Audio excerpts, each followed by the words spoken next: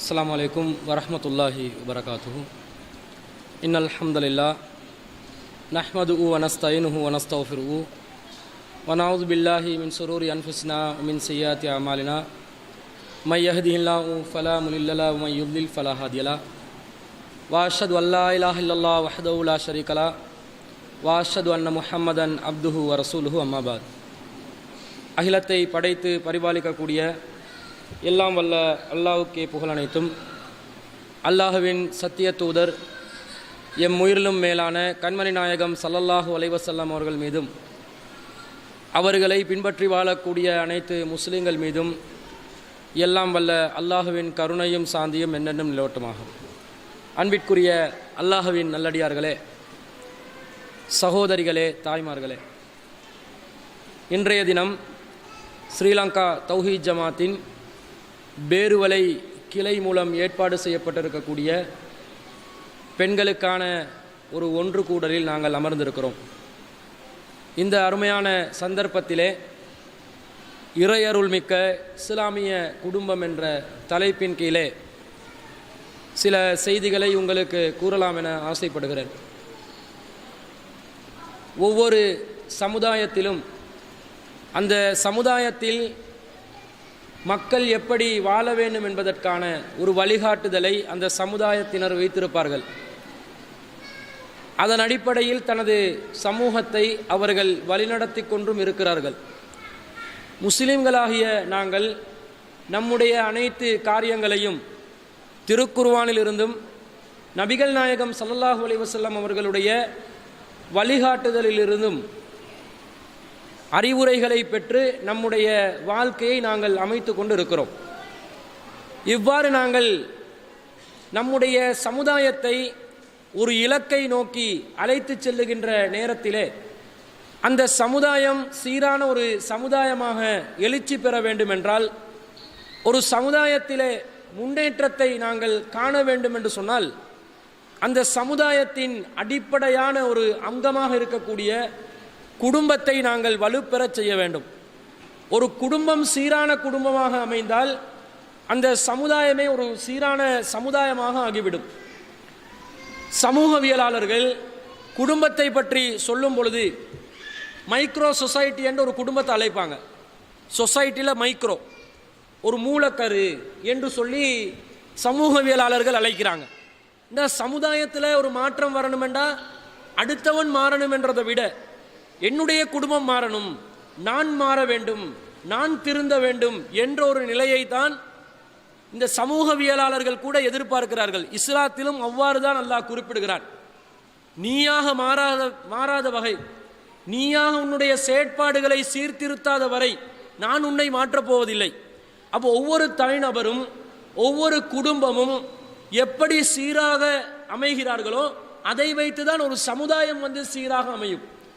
இந்த சமுதாயத்தில் இருக்கிற சீர்கேடுகள் எல்லாம் பார்க்குற நேரத்தில் நாங்கள் என்ன நினைக்கிறோம், பாருங்க ரொம்ப மோசமான மக்கள், நியாயம் என்றது நீதி என்றது தெரியாமல் நடக்கிறாங்க, ஒரு வழிகாட்டல் இல்லாமல் நடக்கிறாங்க, ஒரு செயற்பாடு என்ன செய்யணும் என்று தெரியாமல் நடக்கிறாங்கன்னு அடுத்தவங்களை நாங்கள் குறை சொல்கிறோம்.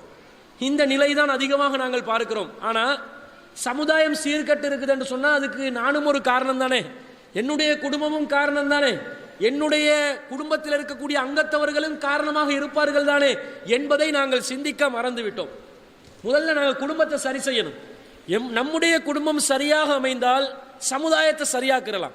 இப்படி ஒவ்வொருத்தரும் நினைச்சா அந்த குடும்பங்கள் இணைஞ்சாதானே சமுதாயம், தானாக ஒரு சமுதாயம் சீர்திருத்தத்தை நோக்கி தானாக சென்றுவிடும்.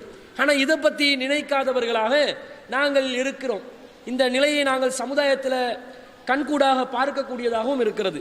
அன்பிற்குரியவர்களே, இப்படிப்பட்ட ஒரு நிலையிலிருந்து இந்த சமுதாயத்தில் விமோசனத்தை நோக்கி நாங்கள் போக முடியாது. நாங்கள் எங்களுக்குள்ளே ஒரு மாற்றத்தை கொண்டு வரணும் என்று சொன்னால், இஸ்லாமிய மார்க்கம் ஒரு குடும்பம் எவ்வாறு அமைய வேண்டும் என்று சொல்லியிருக்கிறார்களோ அந்த முறையிலே அந்த குடும்பத்தை நாங்கள் அமைத்து கொள்ள வேண்டும். அப்படி இருந்தால் தான் அந்த குடும்பம் சரியான ஒரு குடும்பமாக அமையும் என்பதை நாங்கள் பார்க்கிறோம். இப்போ ஒரு குடும்பத்தை திருத்தணும் என்று சொன்னால் அந்த குடும்பத்தில் அடிப்படையான அங்கம் எதுன்றதை பார்க்கணும். ஒரு குடும்பம் என்றால் என்ன?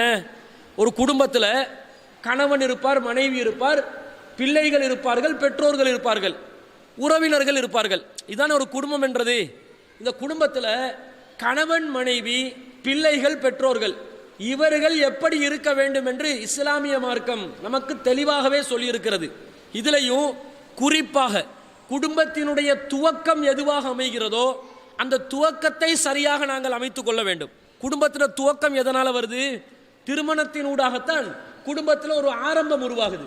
ஒரு குடும்பத்தில் நாங்கள் இருக்கிறோம் என்றா எப்படி அந்த குடும்பம் வந்துச்சு? அந்த குடும்பம் வந்து திருமணம் என்ற பந்தத்தின் மூலமாக ஒரு ஆணும் பெண்ணும் இணைந்து இருக்கிறார்கள். அந்த இணைப்பினால் தான் ஒரு குடும்பம் உருவாகுது. அப்போ கணவன் மனைவி என்று சொல்லக்கூடியவர்கள் ஒரு குடும்பத்தில் மிக முக்கியமான ஒரு கதாபாத்திரத்தை அவங்க என்ன செய்கிறாங்க, வகிக்கிறாங்க. கணவன் மனைவி என்றா யாரு, அவங்க எப்படி வந்து அவங்களோட வாழ்க்கையை அமைச்சு கொள்ளணும், அதனூடாக அவங்க பிள்ளைகளை எப்படி பெத்தெடுக்கணும், அந்த பிள்ளைகளை எப்படி வளர்க்கணும், பிறகு அவர்கள் பெற்றோர்களாக மாறுகிறார்களே, பெற்றோர்களாக இருக்கும்போது அவர்கள் எவ்வாறு நடந்து கொள்ள வேண்டும், பிள்ளைகளுக்கு பெற்றோர்கள் இருக்கிறார்கள், பிள்ளைகள் பெற்றோர்களுடைய விஷயத்தில் எவ்வாறு இருக்கணும் என்று சொல்லி தான் அந்த குடும்பத்தினுடைய அந்த கன்செப்ட் அப்படியே தொடர்ச்சியாக போகுது. இப்போ நீங்கள் பாருங்க, மிகப்பெரிய ஆராய்ச்சியிலெல்லாம் ஈடுபட வேண்டியது இல்லை. அடிப்படையான அம்சம் வந்து கணவன் மனைவியுடைய தொடர்பு. இவங்க எப்படி இருக்கிறாங்கன்றதை பார்த்து ஒரு குடும்பத்தை தீர்மானிச்சிடலாம். இப்போ நபிகள் நாயகம் ஸல்லல்லாஹு அலைஹி வஸல்லம் அவர்கள் திருமணத்தில் நுழையும் பொழுது ஒரு குடும்பம் வந்து நிம்மதியாக இருக்கணும் என்று சொன்னால், சந்தோஷமாக இருக்கணும் என்று சொன்னால், மகிழ்ச்சிகரமாக இருக்கணும் என்று சொன்னால் நிறைய வழிமுறைகளை சொல்லி தந்திருக்கிறாங்க. அந்த வழிமுறைகள் நம்முடைய குடும்பத்தில் இருக்குதான்றதை நாங்கள் பார்த்துடணும். பொதுவாக இன்றைக்கு வெளிப்படையாக பார்க்கும் பொழுது எல்லாரும் சந்தோஷமாக இருக்கிற மாதிரி விளங்குது. ஆனால் உண்மையிலே சந்தோஷம் இருக்குதா? உண்மையிலே மகிழ்ச்சியாக தான் இருக்கிறாங்களா? உண்மையிலே நிம்மதியாக இருக்கிறாங்களான்னு கேட்டால் விரல் விட்டு எண்ணக்கூடியவர்கள் தான் அப்படி இருக்கிறார்கள்.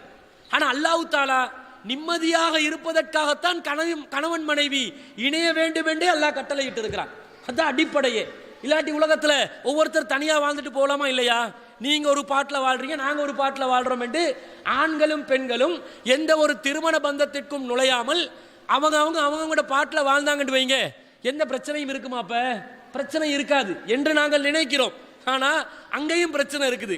என்னன்னு சொன்னால், ஐக்கிய நாடு சபைகள் ஒரு சர்வே பண்ணுறாங்க, அதில் ஆய்வு நடத்துகிறாங்க. ஆய்வு நடத்தி இன்றைக்கு நிம்மதியாக இருக்கக்கூடியவர்கள் யாரு என்று தேடி பார்க்குறாங்க. அப்படி தேடி பார்த்தா கணவன் மனைவியாக வாழக்கூடியவர்கள் நிம்மதியாக இருக்கிறார்களா, அல்லது கணவன் தேவையில்லை மனைவி தேவையில்லை என்று தன்னந்தனியாக வாழ்க்கை நடத்தி கொண்டிருக்கிறார்களே இவர்கள் நிம்மதியாக இருக்கிறார்களா என்பதை ஆய்வு செய்து பார்க்கிறார்கள். ஆய்வு செய்து பார்த்தால் கணவன் மனைவியுடன் வாழக்கூடியவர்கள் தான் நிம்மதியாக இருக்கிறார்கள். மேலும் இன்னொரு படிக்கு மேலே போய் அவர்கள் தான் கூடுதலான காலங்கள் ஆயுளை பெற்றவர்களாக இருக்கிறார்கள். ஆயுசும் கூட கிடைக்குதா கணவன் மனைவியா இருந்தா? ஏன் மனைவி இல்லாம வாழ்ந்தா? காசு தான் எல்லாமே நினைச்சு வாழ்றவங்க இருக்கிறாங்க உலகத்துல. காசை வைத்துக்கொண்டு எதையும் சாதிக்கலாம் என்று நினைக்கக்கூடியவர்கள் உலகத்தில் இருக்கிறாங்க. மனைவி கிட்ட நான் என்னத்தை அடைய போறேன், இல்லற சுகத்தை அடைய போறேனா, அதை காசுக்கு என்னால வாங்க முடியும் என்று நினைக்கக்கூடியவர்கள் இருக்கிறார்கள். அப்படி இருப்பவர்கள் எல்லாம் நிம்மதியா இருக்கிறானான்னு கேட்டா நிம்மதியா இருக்கல. அதனுடைய விளைவை பாருங்க. மேலைய நாடுகள்ல கணவன் தேவையில்லை மனைவி தேவையில்லைன்னு போய் யார் எல்லாத்தையும் திருமணம் முடிக்கிறான் தெரியுமா? செல்போனை திருமணம் முடிச்சோத்த கேள்விப்பட்டிருக்கிறீங்களா? ஐபோனை கல்யாணம் முடிச்சு ஒருத்தன். ஐபோன் வந்த புதுசுல அதுல இருக்கிற ஃபங்க்ஷன் எல்லாத்தையும் பார்த்து, நான் கூறுகட்ட ஒரு மனைவியோட வாழ்றதை விட நல்ல புத்திசாலியான இந்த ஐபோனோட வாழலாம் என்று சொல்லி சர்ச்சில் வந்து ஒரு வெட்டிங் செரமனி ஒன்று நடக்குது. ஃபாதர் இருக்கிறார், அந்த மக்கள் எல்லாம் வந்திருக்கிறாங்க, கணவனுடைய குடும்பத்தார் வந்துக்கிறாங்க. ஐபோன் மனைவியோட குடும்பத்தார் யாரும் வரல. ஃபோனுக்கு கால் நிற்குமா நடந்து வரதுக்கு யாரும் இல்லை. எல்லாத்துலேயும் முன்னிலையில் இவர் என்ன பண்ணி ஃபோனுக்கு வந்து ஒரு மோதிரம் போடுறதுக்கு ஒரு கெஜெட் ஒன்றை மாட்டி விட்டு இவர் எல்லாத்துலேயும் முன்னுக்கு மோதிரத்தை போட்டுறாரு. என்னடா இப்படி பண்ணுறீங்கன்னு கேட்டால், பெண்களை வச்சு என்னால் சமாளிக்க முடியலை, இது லேசாக இருக்குது, எனக்கு உலகத்தையே காட்டுது, எனக்கு தேவையான பிரச்சனைக்கு தீர்வு தருது, எனக்கு ஒத்துழைப்பாக இருக்குது, எனக்கு ஆறுதலாக இருக்குது, அதனால் நான் செல்ஃபோனை திருமணம் முடிக்கிறேன். செல்ஃபோனை திருமணம் முடிக்கிறான். நம்மாக்கள் வந்து மனைவியை திருமணம் முடிச்சிருந்தாலும் அதிகமாக யாரை வந்து கல்யாணம் முடிச்சு வச்சுக்கிறான்? செல்ஃபோனை தான். நம்மாக்கள் அதுதான் அவன் வெளிப்படையாக செஞ்சான். நம்ம எங்கே வெளிப்படையாக சொல்ல மாட்டாங்க, ஆனால் முடிச்சிருக்கிறது ஃபோனை தான். எப்போ பார்த்தாலும் ஃபோனை கிண்டி கிண்டி கிண்டி 5 நிமிஷத்துக்கு டாய்லெட்டுக்கு தனியாக போகிறான், இல்லை ஃபோனை தான் எடுத்துகிட்டு போகிறான் டாய்லெட்டுக்கு. அவன்கிட்ட ஷர்ட்டில் அவன்கிட்ட சாக்கில் வந்து ஃபோன் இருக்கும். அப்படி பொண்டாட்டி பார்க்குற, அப்படி பார்க்காத மாதிரி டாய்லெட்டுக்கு போயிட்டு குந்தி கொள்வான். மணித்தியால கணக்கு வரலை கேட்டால் இன்னும் வரலைன்னுவான். ஃபோனை கல்யாணம் முடிச்சு வாழ்றவங்க இருக்கிறாங்க நம்ம சமுதாயத்திலையும். அவ பாருங்க, நிம்மதியை தேவைன்னு சொல்லி, அந்த மனைவி தேவையில்லைன்னு சொல்லி, திருமண ஒப்பந்தம் தேவையில்லைன்னு சொல்லி வாழக்கூடியவன் சரியா இருப்பானா? எவ்வளவு காலத்துக்கு? இப்போ ஃபோன் வந்து பழுதா போச்சுன்னு வைங்க, இப்போ என்ன ஆகும்? இப்போ மனைவி, இப்போ ஃபோன் வந்து பழுதாயிருச்சு, வேலை செய்தில்லை, ஐஃபோன் மதர் போர்டு உடஞ்சிருச்சு, இப்போ இவ தலாக் பண்ணணும். அத்தலாக், இவர் தலாக் கொடுக்கணும், முத்தலாக கொடுப்பார். எப்படி? தலாக் தலாக் தலாக் ஃபோனுக்கு. இப்படியா தலாக் பண்ணுறது? லூசு, இப்போ லூசன் ஆகிட்டானா? இப்போ ஃபோனோட எவ்வளோ தான் பேசுறது? ஃபோனில் சில பொம்பளைகள் பேசும் பாருங்க, லொக்கேஷன் காட்டும் கூகுள் மேப்பில், எங்கே போகணும் கேட்டா இப்போ ரைட்டுக்கு போ, இப்போ லெஃப்ட்டுக்கு போ. இந்த மாதிரி ஃபோன் பேசுனதுனால மனைவி பேசுகிற மாதிரி வருமா? மனைவி ஆறுதல் தர்ற மாதிரி வருமா? வராது. அப்போ ஃபோனை வந்து கல்யாணம் முடிக்கக்கூடிய ஒரு கூறுகட்ட சமுதாயம் மேலே நாடுகளில் பார்க்குறோம். இது போக பெண்கள் என்ன பண்ணுறாங்க? ஒரு நாயை கல்யாணம் பண்ணிக்கொண்டு திஸ் இஸ் மை ஹஸ்பண்ட். அமெரிக்காவில் இதுதான் ஹஸ்பண்டா? ஏன் டைமுக்கு டைம் கொலைப்பாரு. அடே, நீ கல்யாணம் முடிச்சாலும் அவனை மாப்பிள்ள அப்படி தானே கொலைக்க தானே செய்வாரு. திரும்ப நாயை போயிட்டு கல்யாணம், நாய்க்கு பதிலாக நீ கணவனை கல்யாணம் முடிச்சாலும் இப்போ இருக்கிற கணவன்மார்கள்ட வேலை என்ன? எப்போ பார்த்தாலும் ஹவு ஹவு கொண்டதை வைப்பான். அன்பா பேசுறானா, அழகா பேசுறானா, பொண்டாட்டிக்கு கல்யாணம் முடிச்ச புதுசுல வேணுமெண்டா பேசுவான். காலம் கடந்த உடனே பழைய குருடி கதவை துறடி, இவருக்கு கணக்கே இல்லை பொண்டாட்டிய இருக்கிறாளா இல்லையான்னு அவவா சத்தம் போட்டதா இருக்குது. பொண்டாட்டிமார்களுக்கு நிறைய பேர் வந்து பெரியோரு தலையிடியா வச்சுட்டு வாழக்கூடிய ஆண்கள் சமுதாயத்தை நாங்கள் பார்க்கிறோம். அன்பு என்பது, பாசம் என்பது, அரவணைப்பு என்பது இல்லாமல் இருக்கிறது. இதை பார்த்துட்டு அவன் என்ன நினைக்கிறா? மேலே நாட்டுக்காரி, கணவனோட நான் இருக்கிறத விட நான் ஒரு நாயோட வாழ்ந்தா எனக்கு நிம்மதியா இருக்கும், நேரத்துக்கு நேரம் எனக்கு என்ன செய்ய, நீ பாதுகாக்கும், எனக்கு தேவையான பாதுகாப்பு எல்லாம் அது தரும். சரி, நாய் சம்பாரிச்சு கொடுக்காதே நாங்க யோசிப்போம். ஏன்னா நம்ம கணவன்மார்கள் எல்லாம் சம்பாரிச்சு கொட்டுறான்வல, எல்லாம் பொண்டாட்டிட்ட காசுல தான் நிறைய பேர் வாழ்றாங்க. சீதனம் என்ற பேர்ல, வரதட்சணை என்ற பேர்ல, சீர்வரிசை என்ற பேர்ல மனைவியுடைய வீட்டால பெற்றுக்கொண்ட செல்வத்தை வைத்துதானே பலரும் வாழுகிறார்கள். சரியான முறையில் இவன் ஆண்மகனாக இருந்து சம்பாதித்து இவனுடைய காலில் நின்று இவன் உழைச்சி வந்து சாப்பாடு கொடுக்குறானா? நிறைய பேருடைய வீடுகளில், முஸ்லிம் சமுதாயத்தில் கூட மனைவியை வைத்து மனைவியுடைய தோளை உரித்து வாழ்க்கையை நடத்தக்கூடிய கணவன்மார்களை நாங்கள் பார்க்கிறோம். இவ பார்க்கிறா, இது வேலை இல்லை, எப்படி நான் தான் சாப்பாட்டுக்கு காசு கொடுக்கணும், என்னுடைய நாய்க்குட்டியை வச்சு நான் கொடுக்குறேன்னு இவன் நினைக்கிறான். ஆனால் உண்மையிலே அதில் நிம்மதி கிடைக்குமான்னு கேட்டால் கிடைக்காது. நிறைய பேர் தற்கொலை செய்கிறாங்க. நிறைய பேர் வந்து தன்னுடைய உயிரை தன்னுடைய கரங்களாலே மாய்த்து கொள்ளுகின்ற அளவுக்கு மன உளைச்சலுக்கு உள்ளாகிறாங்க. ஏன்? கொஞ்சம் காலம் போன உடனே தனிமையை உணர்றாங்க. இந்த தனிமை இது எங்களுக்கு அந்தஸ்து தரும், பதவியை தரும் என்று வச்சிருக்கிறான். பசித்திரு, தனித்திரு, விழித்திரு. இந்த பசித்திருல பானாவை எடுப்பான், தனித்திருல தானாவை எடுப்பான், விழித்திருல வீணாவை எடுப்பான். மூணையும் சேர்த்தா என்னது? பதவி. பசித்திருந்தால், தனித்திருந்தால், விழித்திருந்தால் பதவி கிடைக்கும் என்றான். உண்மையிலே பதவி கிடைக்குமா? கூறுகட்டவனா மாறிடுவான். ஒருத்தனை பசியில வச்சு பாருங்க, அவன் மென்டலி நல்லா இருப்பானா? பசியில இருக்கிறவங்க போய்ட்டு தத்துவம் சொல்லி பாருங்க, அவரு வயிற்று பசி, அவனே தத்துவம் சொல்லி கொண்டு இருப்பான். வயிற்று பசியில இருக்கிறவனுக்கு ஒன்றும் விளங்காது.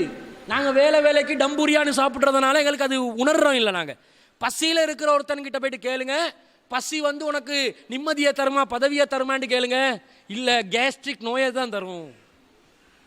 சரி, தனிச்சு இருக்கிறான், தனிச்சிருந்தா உனக்கு பதவி அந்தஸ்து கிடைக்குமா? தராது. அதான் மேலே நாடுகளில் சொல்றான்.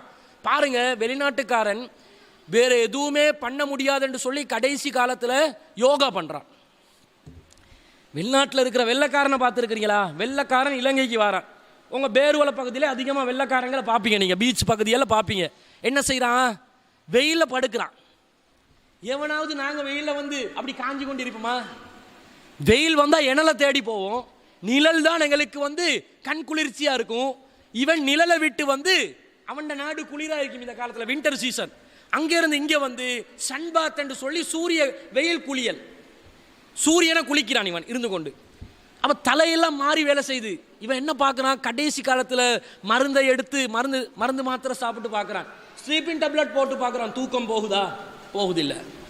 இல்லை வேற விதமான ஏதாவது வழி, காசு பணத்தால் சாதிக்கலுமா? ஏலா, முடியலை. கடைசியில் மன உளைச்சலுக்கு உள்ளாகி அவன் நினைச்ச மாதிரி ஒவ்வொரு காலத்தில் பெண்களோட வாழ்ந்து கழிச்சிருப்பான். ஒருத்தி இல்லை எனக்கு, கடைசி காலத்தில் என்னோட ஆறுதலாக இருக்கிறதுக்கு, அரவணைப்பாக இருக்கிறதுக்கு ஒருத்தி இல்லை. அதனால வேற நிம்மதிக்கு வழி இல்லைன்னு சொல்லி யோகா பண்றான். இந்தியாவுக்கு வந்து ஒரு சாமியாரை பிடிச்சி யோகா பண்றான். இதே பொம்பளை ஒன்று வந்து சாமியாரை பிடிச்சா சாமியார் வந்து பொம்பளையை கற்பழிக்கிறான். பார்க்குறீங்களா? நிறைய இடம் எல்லாம் பாருங்க தலைக்கீழ தானே. எது வேணாண்டு வந்து நின்றாங்களோ அதே அவங்களுக்கு விபரீதமாக மாறுதா இல்லையா? அல்லாஹ் வந்து அப்படி சொல்லலை. நீங்கள் நிம்மதியாக இருக்கணுமா, முதல்ல நீங்கள் அழகான முறையில் திருமணம் முடிச்சு நீங்கள் ஒரு மனைவியோட வாழணும். அந்த மனைவியிடத்தில் தான் உங்களுக்கு நிம்மதி உண்டு என்று இஸ்லாம் சொல்கிறது. பாருங்க, வமின் ஆயாத்திஹி அன் ஹலகலக்கும் மின் அன்ஃபுசிக்கும் அஸ்வாஜா லிதஸ்குனு இலைஹா. உங்களுக்கு அல்லாஹ் வந்து உங்களிலிருந்தே ஒரு ஜோடி அமைச்சு, அல்லாஹ் வந்து உங்களை திருமணம் முடிக்க வச்சு ஒரு ஜோடியை உங்களிலேருந்தே அமைச்சு எதுக்காக உங்களை வந்து ஜோடியாக்கி வச்சிருக்கிறான் என்று சொன்ன லிதஸ்கனு இலைஹா, அவளிடத்திலே நீங்கள் நிம்மதியை அடைவதற்காக, நீங்கள் நிம்மதியாக இருக்க வேண்டும் என்று சொன்னால் அந்த பெண்ணிடம்தான் உங்களுக்கு நிம்மதி உண்டு என்று அல்லாஹ் சொல்கிறார். இப்போ அல்லாஹ் ஆதம் அலைஹிஸ்ஸலாத்தை படைச்சான் தானே.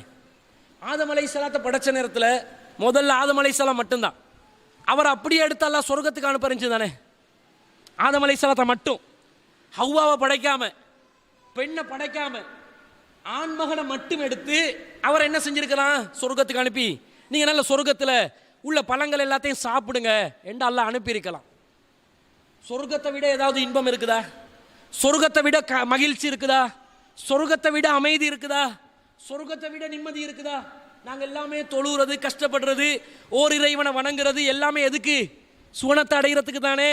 அந்த சுவனத்தை அடைவதற்கு மனைவி தேவையில்லை, பிள்ளைகள் தேவையில்லை, யாரும் தேவையில்லை, நீ மட்டுமே சொர்க்கத்துக்கு போயிட்டு அனுபவி என்பது ஒரு நிம்மதியாக இருந்திருந்தால் அல்லாஹ் ஆதம் அலைஹிஸ்ஸலாத்தை மட்டும் அனுப்பியிருப்பானா இல்லையா? ஆதம் அலைஹிஸ்ஸலாம் மட்டும் சொர்க்கத்துக்கு போகல. அல்லாஹ் என்ன செய்யறான், அவரிலிருந்து அவருக்கு ஒரு துணையை படைச்சி, உஸ்குன் அந்த வஸௌஜுக்கல் ஜன்னா, நீயும் உன்னுடைய மனைவியும் போய் என்ன செய், சொர்க்கத்தில் வாழு. சொர்க்கத்துக்கு போனாலும் பொம்புளேல் இல்லாட்டி நிம்மதியாக வாழலுமா? வாழல. இப்போ உங்கள்கிட்ட இருக்கக்கூடிய கிரீடம் என்னன்றதை பார்த்துக்கோங்க. பெண்களாகிய நீங்கள், நாங்கள் என்ன ரேங்க்ல இருக்கிறோம், நம்மளை காலில் போட்டு செருப்புமாய் வச்சிருக்கிறாங்க இவங்க. ஆனால் சொர்க்கத்தில் கூட பெண்ணினம் இல்லாமல் உனக்கு நிம்மதி அடைய முடியாதுன்றதுனால தான் அல்லாஹ் தஆலா ஆதம் அலைஹிஸ்ஸலாத்தை தனியாக சொர்க்கத்துக்கு அனுப்பாம ஹவ்வா அலைஹிஸ்ஸலாத்தையும் சேர்த்து படைச்சி ரெண்டு பேரும் ஒன்றா அனுப்பி வச்சிருந்தான்னு சொல்லி அல்லாஹ் சொல்றானே. நம்முடைய நிலை எப்படி இருக்குது என்று நீங்க யோசிச்சு பார்க்கணும். அடுத்து அவன் இன்னொரு கேள்வி கேட்பான், ஏய் சொர்க்கத்திலிருந்து கனியை சாப்பிட்டு ரெண்டு பேரும் தான் வந்தோம், நீனாவது என்ன தடுத்து இருக்கலாமா இல்லையா? துணையா வந்து நின்று எனக்கு அறிவுரை சொன்னியா, வாயை பத்திட்டு தானே இருந்தாய் நான் சாப்பிடும் போது சொல்லி ரெண்டாவதா கேள்வி கேட்பான். நீ ஏன் சாப்பிட்டாய், ஆனாகிய நீ சாப்பிட்டு இருக்க கூடாது. சரி, அது வேற சமாச்சாரம். இப்ப சுவனத்தில் கூட ஒரு துணையுடன் வாழக்கூடிய ஒரு நிலையை தான் அல்லாஹ் ஏற்படுத்தி இருக்கிறார். இந்த நாங்கள் இப்போ நல்ல அமல்கள் எல்லாம் செய்கிறோம், செய்யும்போது சொர்க்கத்தை பற்றி அல்லாஹ் ஆர்வமூட்டுற நேரமெல்லாம் அல்லாஹ் என்ன செய்வான் தெரியுமா? இந்த சுவனத்தில் பழங்கள் இருக்கிறது, பழங்கள் இருக்குது, பழங்கள் இருக்குது என்று சொன்னால் ஆறுகள் இருக்கிறது, ஆறுகள் இருக்கிறது என்று சொன்னால் அதோட மனுஷன் வந்து நிம்மதி அடைய மாட்டான். அந்த டைம்ல எல்லாம் அல்லாஹ் என்ன பண்ணுவான் தெரியுமா? அஸ்வாஜு முத்தஹரா, தூய்மையான துணைகளும் உங்களுக்கு உண்டு உடனே சொல்லுவான். அங்க பொண்டாட்டிமார்கள் கிடைப்பாங்க, தூய்மையானவர்கள். சொல்ல போக்கல தான் இவனுக்கு ஆறிட வந்து மகிமை விளங்கும், அப்பதான் பழங்களோட மகிமை விளங்கும். இல்லாட்டி பழம் எதுக்கு, பாலும் பழமும் கையில வச்சு எதுக்குன்னு கேட்கிறேன். அது பெண் இருக்கணும். பெண்கள் வந்து இந்த அளவுக்கு முக்கியத்துவம் வாய்ந்தவர்களாக இருக்கிறார்கள் நிம்மதியாக வாழ்றதுக்கு. ஆனா இந்த நிம்மதியை தொலைத்தவர்களாகத்தான் அதிகமான பெண்கள், ஆண்கள் இந்த சமுதாயத்திலே இருக்கிறார்கள். நாங்கள் நிம்மதியா இருக்கிறோமா? நம்முடைய கணவருடன் நாம் நிம்மதியா வாழுகிறோமா?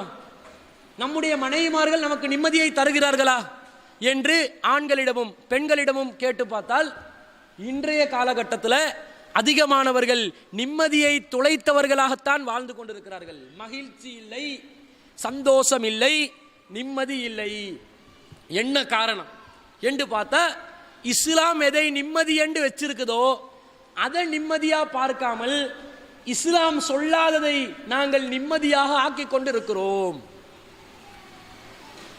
ஒரு கணவன் மனைவியுடைய குடும்ப வாழ்க்கையில முதல் கட்டமான இந்த திருமணத்திலே, திருமண வாழ்க்கைக்குள்ளே நுழையும் போதே நபிகள் நாயகம் ஸல்லல்லாஹு அலைஹி வஸல்லம் அவர்கள் நிம்மதியாக இருப்பதற்கு ஒரு வழியை சொல்லி தர்றாங்க.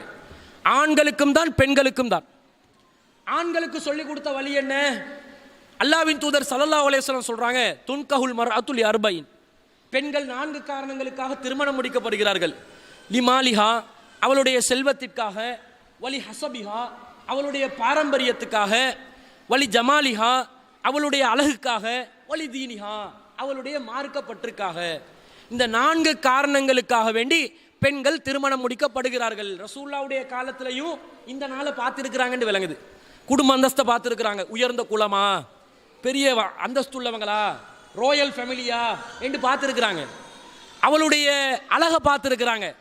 நல்ல செவக்கக்கூடிய ஒரு பெண்ணா, ஆப்பிள் பழம் போல இருக்கிறாளா, உடல் கட்டமைப்பு நல்ல கூரா இருக்குதா, சொக்கைய கிளினா அப்படி கொஞ்சம் 5 நிமிஷத்துக்கு சோப்பா நிற்கணுமா. அப்படி என்ன நீ பெப்பூன் ஒன்னோட மூஞ்சை தான் போட்டு கிள்ளணும். பெப்பூன் குரங்கு கண்டிக்கிறீங்களா, அது சோப்பு கலராக இருக்கும் ஐட்ட பின்புறம். இந்த மாதிரியா இப்படியா பார்க்கறது, அப்படி செவக்க நிற்கிறாளா இதை பார்ப்பாங்க. உடல் கட்டமைப்பு பெண்களுக்கு இருக்க வேண்டிய அந்த எல்லா அந்த குணாதிசயங்களும் எல்லா உடல் கூற அமைப்புகளும் சரியாக அமைந்திருக்கிறதா இதை பார்க்குறான் நிறைய பேர். அதே மாதிரி என்ன பார்க்குறான், அவளுடைய செல்வத்தை பார்க்குறான். நல்ல வசதியான குடும்பமாக இருக்கணும். நான் அந்த ஒட்டண்டியாக இருந்தாலும் என்னுடைய மனைவி வசதியாக இருந்தா குடும்பத்தை கணக்கா ஓட்டிட்டு போகலாம். இப்படி நினைத்து தான் அந்த காலத்திலையும் பார்க்குறாங்க. ரசூலுல்லாஹ் இதை பார்க்காதுன்றாங்க. ஃபல்ஃபர் பிதாத்தித்தீன், மார்க்கம் உள்ளவளை நீ தெரிவு செய்து கொள். இதுதான் ஒரே அடிப்படை. மார்க்கம் உள்ளவள் மாத்திரம்தான் மனைவியாக வர வேண்டும் என்பதை ஒவ்வொரு கணவனும் அவனுடைய வாழ்க்கையிலே ஒரு அம்சமாக முடிவெடுத்துக் கொள்ள வேண்டும். இல்லைன்றால், அப்படி தீர்மானிக்கவில்லை என்றால் ரசூலுல்லாஹ் சொல்லிட்டாங்க, விளைவா சொல்லிட்டாங்க, தரிபத் யதாக், நீ நாசமா போ. மார்க்கம் உள்ளவள் மனைவியாக வராவிட்டால் உன்னுடைய தலையெழுத்து என்ன, குடும்பம் நிம்மதியா இருக்குமா, இறையருள் மிக்க குடும்பமாக வருமா, வராது, நீ நாசமாகி விடுவாய். ரசூலுல்லாஹ் ஒரே வார்த்தையில சொல்லிட்டாங்களே, வியாக்கியானங்கள் இல்லை, வேறு வேறு விளக்கங்கள் இல்லை. மார்க்கம் உள்ளவளை தான் தெரிவு செய்யணும். சரி, இப்போ ஒரு பெண் கேட்கிறா, நான் அழகா இருக்கிறேன், மார்க்கமும் இருக்கிறது, இப்ப என்ன தெரிவு செய்யக்கூடாதா? மார்க்கம் மட்டும் இருந்தா தான் தெரிவு செய்யணுமா? மார்க்கத்துக்கு முன்னுரிமை. அழகு இருந்தா அது எக்ஸ்ட்ரா குவாலிஃபிகேஷன். அழகு இருந்தா எக்ஸ்ட்ரா குவாலிஃபிகேஷன், செல்வம் இருந்தா எக்ஸ்ட்ரா குவாலிஃபிகேஷன், நல்ல குடும்பமா இருந்தா எக்ஸ்ட்ரா குவாலிஃபிகேஷன். ஆனா எது இல்லாட்டிலும் கண்டிப்பா என்ன இருக்கணும், மார்க்கம் இருந்தே ஆக வேண்டும். மார்க்கம் இல்லாத அழகு, மார்க்கம் இல்லாத குடும்பம், மார்க்கம் இல்லாத செல்வம் ஒரு பெண்ணிடம் இருந்து எங்களுக்கு நிம்மதியை தராது.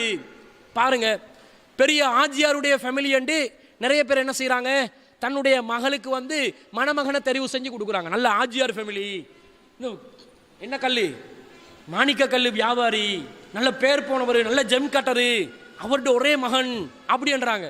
உடனே நம்மாக்கள் வாயை பிறந்துக்கல, அப்படியா, பெரிய சல்லி அந்தஸ்து ரோயல் ஃபேமிலி. இவ 5ஆம் வகுப்பு தான் படிச்சிருப்பா. அங்க ஆஜியார்ட மகனுக்கு நல்ல குவாலிஃபிகேஷன் எல்லாம் இருக்கும், பெரிய பெரிய ரோயல் ஃபேமிலி தான் அது. இவ போயிட்டு ஆஜியார்ட மகனோட குடும்பம் நடத்துற இடத்துல அவனுக்கு கூட விளங்காது. ஏன்டா அவன் திருமணம் முடிச்சிருப்பான், 5ஆம் வகுப்பு படிச்ச ஒரு புள்ளைய கல்யாணம் முடிக்கிறேன்டா, வேற காரணத்துக்காக அவன் முடிச்சிருப்பான். இவங்க போயிட்டு வாழும்போது அவன் செல்வத்தை நாடி அவன் திருமணம் முடிச்சிருந்தால், இந்த பெண்மணி அந்தஸ்தை நாடி திருமணம் முடித்திருந்தால், 2 பேருடையும் வாழ்க்கை வெளி உலகத்துக்கு பார்க்கறதுக்கு மகிழ்ச்சிகரமானமாய் விளங்கும். ஆனா உண்மையிலே மகிழ்ச்சிகரமா இருக்குமான்னு கேட்டா இருக்காது. ஏனண்டா இவளுடைய படிப்பு இல்லாத காரணத்தினால், அவன் படித்தவன் என்ற காரணத்தினால் கொஞ்ச நாள் குடும்ப வாழ்க்கையில் ஈடுபட்டு கொண்டு போற நேரத்தில் ஒரு ஃபங்க்ஷன் வரும், ஏதாவது ஒரு விருந்து, 2 பேரும் சேர்ந்து போக வேண்டி வரும். இவக்கு தெரியா, ஒரு பெரிய சபைக்கு போனால் எப்படி இருக்கணும்னு தெரியா. இவக்கு இங்கிலீஷ் வராது. I know, you know, Buckingham palace, excuse me, institution, constitution, இந்த வார்த்தைலாம் இவக்கு வராது. இவ இப்போ என்ன பண்ணுவான், தடுமாறி கொண்டு நிற்பா, பேண்டுவா. அங்கே போயிட்டு இவன் இவ்வளோ கேவலமாயிக்குது, வாயை மூடடி, துறக்காதே. இப்போ வாயை மூடிக்கொண்டு வாரவங்க அஸ்ஸலாமு அலைக்கும் இப்படி சொன்னா அவங்க பாப்பா என்ன ஒரு ஊமையை கல்யாணம் முடிச்சு வந்திருக்கிறான். இப்போ இவ திறந்து பேச போனா இவக்கு வேற பாஷை தான் வரும். சூனியம் மீச்சோ இல்லையோ அப்படின்னு கேட்பா. இது இப்போ பாரம்பரியம் எல்லாம் காத்துல பறக்குது. இப்போ ரோயல் ஃபேமிலி எல்லாம் காத்துல பறக்கிற ஃபேமிலியா மாறுதுன்னு இப்போ இவங்க யோசிப்பாரு. இப்போ இவர்கிட்ட மகிழ்ச்சி குறைய ஆரம்பிக்கும் பாருங்க. அவசரப்பட்டு முடிச்சிட்டோம் போல, அவசரப்பட்டு நாங்கள் தீர்மானம் எடுத்துட்டோம் போல என்று சொல்லி அப்போ யோசிப்பார். அந்த யோசனை அவருடைய மனசுல வந்தா அந்த நிமிஷத்துல இருந்து குடும்பத்தினுடைய மகிழ்ச்சி குறைஞ்சு கொண்டே போகும். வெளிப்படையாக்க மாட்டாங்க, உடனே சொல்ல மாட்டாங்க. கொஞ்சம் கொஞ்சமா உள்ளத்துல குடியேறி ஆண்கள் எல்லா விதத்திலையும் நம்பக்கூடிய நிலைமையில இல்லை. அதை முதல்ல விளங்கிக்கோங்க. எல்லாம் நரித்தனமாகத்தான் வாழ்ந்து கொண்டு இருக்கிறான். எங்கேயாச்சும் ஒரு வாய்ப்பு கிடைக்காதான்னு பார்ப்பான். கிடைச்சோடனே உன்னோட வாழ்ந்து என்னத்தை கண்டேன், அந்த ஒரு பொம்பளைக்கு நான் வாழ்க்கை கொடுக்க போறேன் ஸ்டார்ட் பண்ணு. உடனே இந்த இவட மகிழ்ச்சி அப்பதான் பறக்கும். நீ வந்து அப்படி இல்லை, என்னோட தான் வாழணும், நீ என் ஃபேமிலிக்கு செட் ஆக மாட்டேன்றாய், என் உம்மா இங்கிலீஷ் பேசுறவனுக்கு இங்கிலீஷ்ல ஒரு வார்த்தை தெரியாது, என் சகோதரன் மச்சான் என் மாமா எல்லாமே இத்தாலியிலேருந்து வந்திருக்கிறாங்க, உனக்கு இந்த பேருவலை ஊரை தவிர வேற எதுவும் தெரியாது, உனக்கு பஸ் ஸ்டாண்டும் தெரியாது, வாட்ஸ்அப்பும் தெரியாது, ஃபேஸ்புக்கும் தெரியாது. இப்போ இங்கே பேருவலைக்காரி வந்து டெனி முடித்துக்கொண்டு ஓடவா ரோட்டில். இவர் இங்கிலாந்துக்காரன், இங்கிலாந்து மாப்பிள்ளண்டு, யூகே மாப்பிள்ளண்டு, நல்ல டெனிமொண்டு அடித்து டிஷர்ட்டொண்டை போட்டு ஹேண்ட் இப்படி ஹேரை விரிச்சு கொண்டு போவேலுமா? மார்க்கத்தை பாதுகாக்கிற இல்லையா? குழப்பம். இதை பார்க்காதீங்கன்றது இஸ்லாம். சரி, செல்வத்தை பார்க்குறோம். செல்வத்தை பார்த்தா மாப்பிள்ளை வந்து செல்வத்தை பார்த்து கல்யாணம் முடிச்சிட்டாரு. மாப்பிள்ளைக்கு வரதட்சணையா சீதனமாக ஒரு காரே வாங்கி கொடுத்துட்டான் மாமனார். காரை வாங்கி கொடுத்தா சரி, காருக்கு பெட்ரோல் அடிக்கிறது யாரு? பெட்ரோல் அடிக்கணுமா இல்லையா? BMW விடுங்க, ஒரு எல்டோ 800 காரோண்ட வாங்கி கொடுக்குறான். சின்ன கார் இருக்குது எல்டோ, அதான் இருக்கிற ஆக லோ குவாலிட்டி காரு. எல்டோ காரோண்ட வாங்கி கொடுத்தாலும் சுசுகி எல்டோ கார், மருட்டி கார், அதுக்கு மாசம் மாசம் பெட்ரோல் அடிக்கணுமே, வாரத்துக்கு ஒரு தடவை பெட்ரோல் அடிக்கணுமே, பயணத்துக்கு போற பயணத்துக்கு ஏற்ற மாதிரி பெட்ரோல் அடிக்கணுமே. அதுக்கு உனக்கிட்ட காசு இருக்குதா? நீ வந்து காசு உள்ளவளை கல்யாணம் முடிச்சன்ற பேர்ல, சீதனம் வாங்கினன்ற பேர்ல உன்னுடைய குடும்பத்தை உனக்கு நடத்தி செல்ல ஏழுமாகுமா? ஏலாமல் போய்விடும். அப்ப வந்து யோசிப்பாங்க, ஆஹா மிஸ்டேக் பண்ணிட்டோம். அப்ப பேசி வேலை இல்லை, இப்பவே கேட்பீங்க. சரி, மணமகளை தெரிவு செய்யறதுக்கு மணமகனுக்கும், மகனை தெரிவு செய்யறதுக்கு மணமகளுக்கும் அறிவுரை சொல்றீங்களே, கல்யாணம் முடிச்சவங்க யோசிப்பீங்க, இப்ப இந்த அறிவுரை எடுத்து நாங்க என்னதான் பண்ண, திரும்ப இன்னொரு கல்யாணம் பண்ணவா அப்படின்னு யோசிக்கலாம். நாளைக்கு உங்களோட பிள்ளையில கல்யாணம் முடிச்சு கொடுக்கறதா இருந்தாலும், அல்லது உங்களோட சகோதரிகளை திருமணம் முடிச்சு கொடுக்கறதா இருந்தாலும், அல்லது உங்களோட குடும்பத்தில் ஒருத்தரை திருமணம் முடிச்சு கொடுக்கறதா இருந்தாலும், இந்த விஷயங்களை யோசிங்க. சும்மா குடும்ப உலகத்துக்கு காட்டுறதுக்காக மகிழ்ச்சியா வாழணும் என்ற ஒரு எண்ணத்துக்காக வேண்டி நாங்க பம்மாத்துக்கு செய்யற வேலை, காலம் முழுக்க எங்க நிம்மதியை நாங்க தொலைச்சு கொண்டே இருக்கிறோம். அப்ப எங்களுக்கு செல்வத்தால எந்த ஒரு நிம்மதியும் கிடைக்க போறதில்லை. சரி, அது செல்வத்திலையும் கிடைக்கல, அழகுல கிடைக்குமா? பெண்களோட அழகு நீண்ட காலம் இருக்குமா? உலகத்தில் ஆண்கள் அழகா பெண்கள் அழகா? பெண்கள் என்று நீங்க சொல்லுவீங்க, ஆண்கள் தான் உலகத்தில் அழகு. அதுக்கு மிகப்பெரிய ஆதாரம் எல்லாம் தேவையில்லை. சாதாரணமா மிருகங்களை பார்த்தாலே உங்களுக்கு முடிவெடுத்துடலாம். இப்ப வந்து இந்த மயில் இருக்குதே, மயில ஆண் மயில் அழகா பெண் மயில் அழகா? பெண் மயில பார்க்க இயலுமா? பார்க்கவே இயலாது. ஆண் மயிலாம் தோகையை விரிச்சு ஆடும், பார்த்திக்கிறீங்களா? ஆண் மயில் தான். சிங்கத்தில் ஆண் சிங்கம் பசந்தா பெண் சிங்கம் பசந்தா? பெண் சிங்கத்தில் உடம்புல வந்து முடியே இருக்காது, ரோமங்கள் இருக்காது, பார்க்கறதுக்கு கன்றாவியா இருக்கும், பூனை மாதிரி அது பார்க்கறதுக்கு. சிங்கம் என்றா சிங்கமா இருக்கணும். ஆண் சிங்கத்தை பார்த்துக்கிறீங்களா? அந்த ரோமம் எல்லாம் வந்து மயிலெல்லாம் வந்து அப்படியே சத்தம் கொண்டு போடு பாருங்க, காம்பீரம் சிங்கம். அதான் நம்ம தேசிய கொடியில சிங்கம் இருக்குது. காரணம் என்ன? வீரத்தை காட்ட இல்லை. இல்லை, சிங்கம் தான் ஒரு நாளைக்கு 17 மணித்தியாலம் தூங்குறது. 24 மணித்தியாலத்தில் 17 மணித்தியாலம் தூங்குற மிருகம் எது? சிங்கம். நம்ம நாட்டில் உள்ளவங்க நல்ல என்ன செய்வாங்க? ஒரு கையில் தானே வாழை பிடிச்சி மற்ற கையில் தூங்குறது, நல்ல உறங்குவாங்க. அல்ல அப்படி வச்சுக்கிறதுக்கு காரணம் என்ன? இல்லாட்டி அது வேட்டையாடி கொண்டே இருக்கும். காட்டில் இருக்கிற எல்லா மிருகத்தையும் சும்மா வீணா அழிச்சு போட்டுரும். அதனால நிறைய படுக்க வச்சு கொஞ்ச நேரம் முழிக்க வைக்கிறது, அந்த டைமுக்கு மட்டும் வேட்டையாட்டு சாப்பிட்டு திரும்ப தூங்கும். இந்த மாதிரி ஒரு நிலைமை. அப்ப ஆண் இனம்தான் அழகானவர்கள், பெண்கள் அசிங்கமானவர்கள் என்பதற்கு கோயிக்காதீங்க, அதான் உண்மை. அசிங்கமானவர்கள் என்பதற்கு ஒரே ஒரு ஆதாரம், திருமணம் முடிச்சு குழந்தை கிடைச்சாலே போதும், முடி கொட்டும். எல்லாம் அனுபவிச்சவங்க சிரிக்கிறீங்க இல்லையா? அப்படியே வயிறு தள்ளி, அந்த தள்ளின வயிறை உள்ளுக்கு அனுப்புறதுக்கு படுவாங்க பாடு பாருங்க. வெளி உலகத்துக்கு ஒன்றும் விளங்காது, உள்ளுக்குள்ள எல்லாம் மறைச்சி மூடி எல்லாம் பிளாஸ்டிக் சர்ஜரி பண்ணி தான் வெளியே வாரது, விளங்காது. உள்ளுக்கு சமாச்சாரம் அவங்களுக்கு தெரியும். ஆஹா பாடுபடுறோமே, கஷ்டப்படுறோமே, எவ்வளோ கஷ்டம்.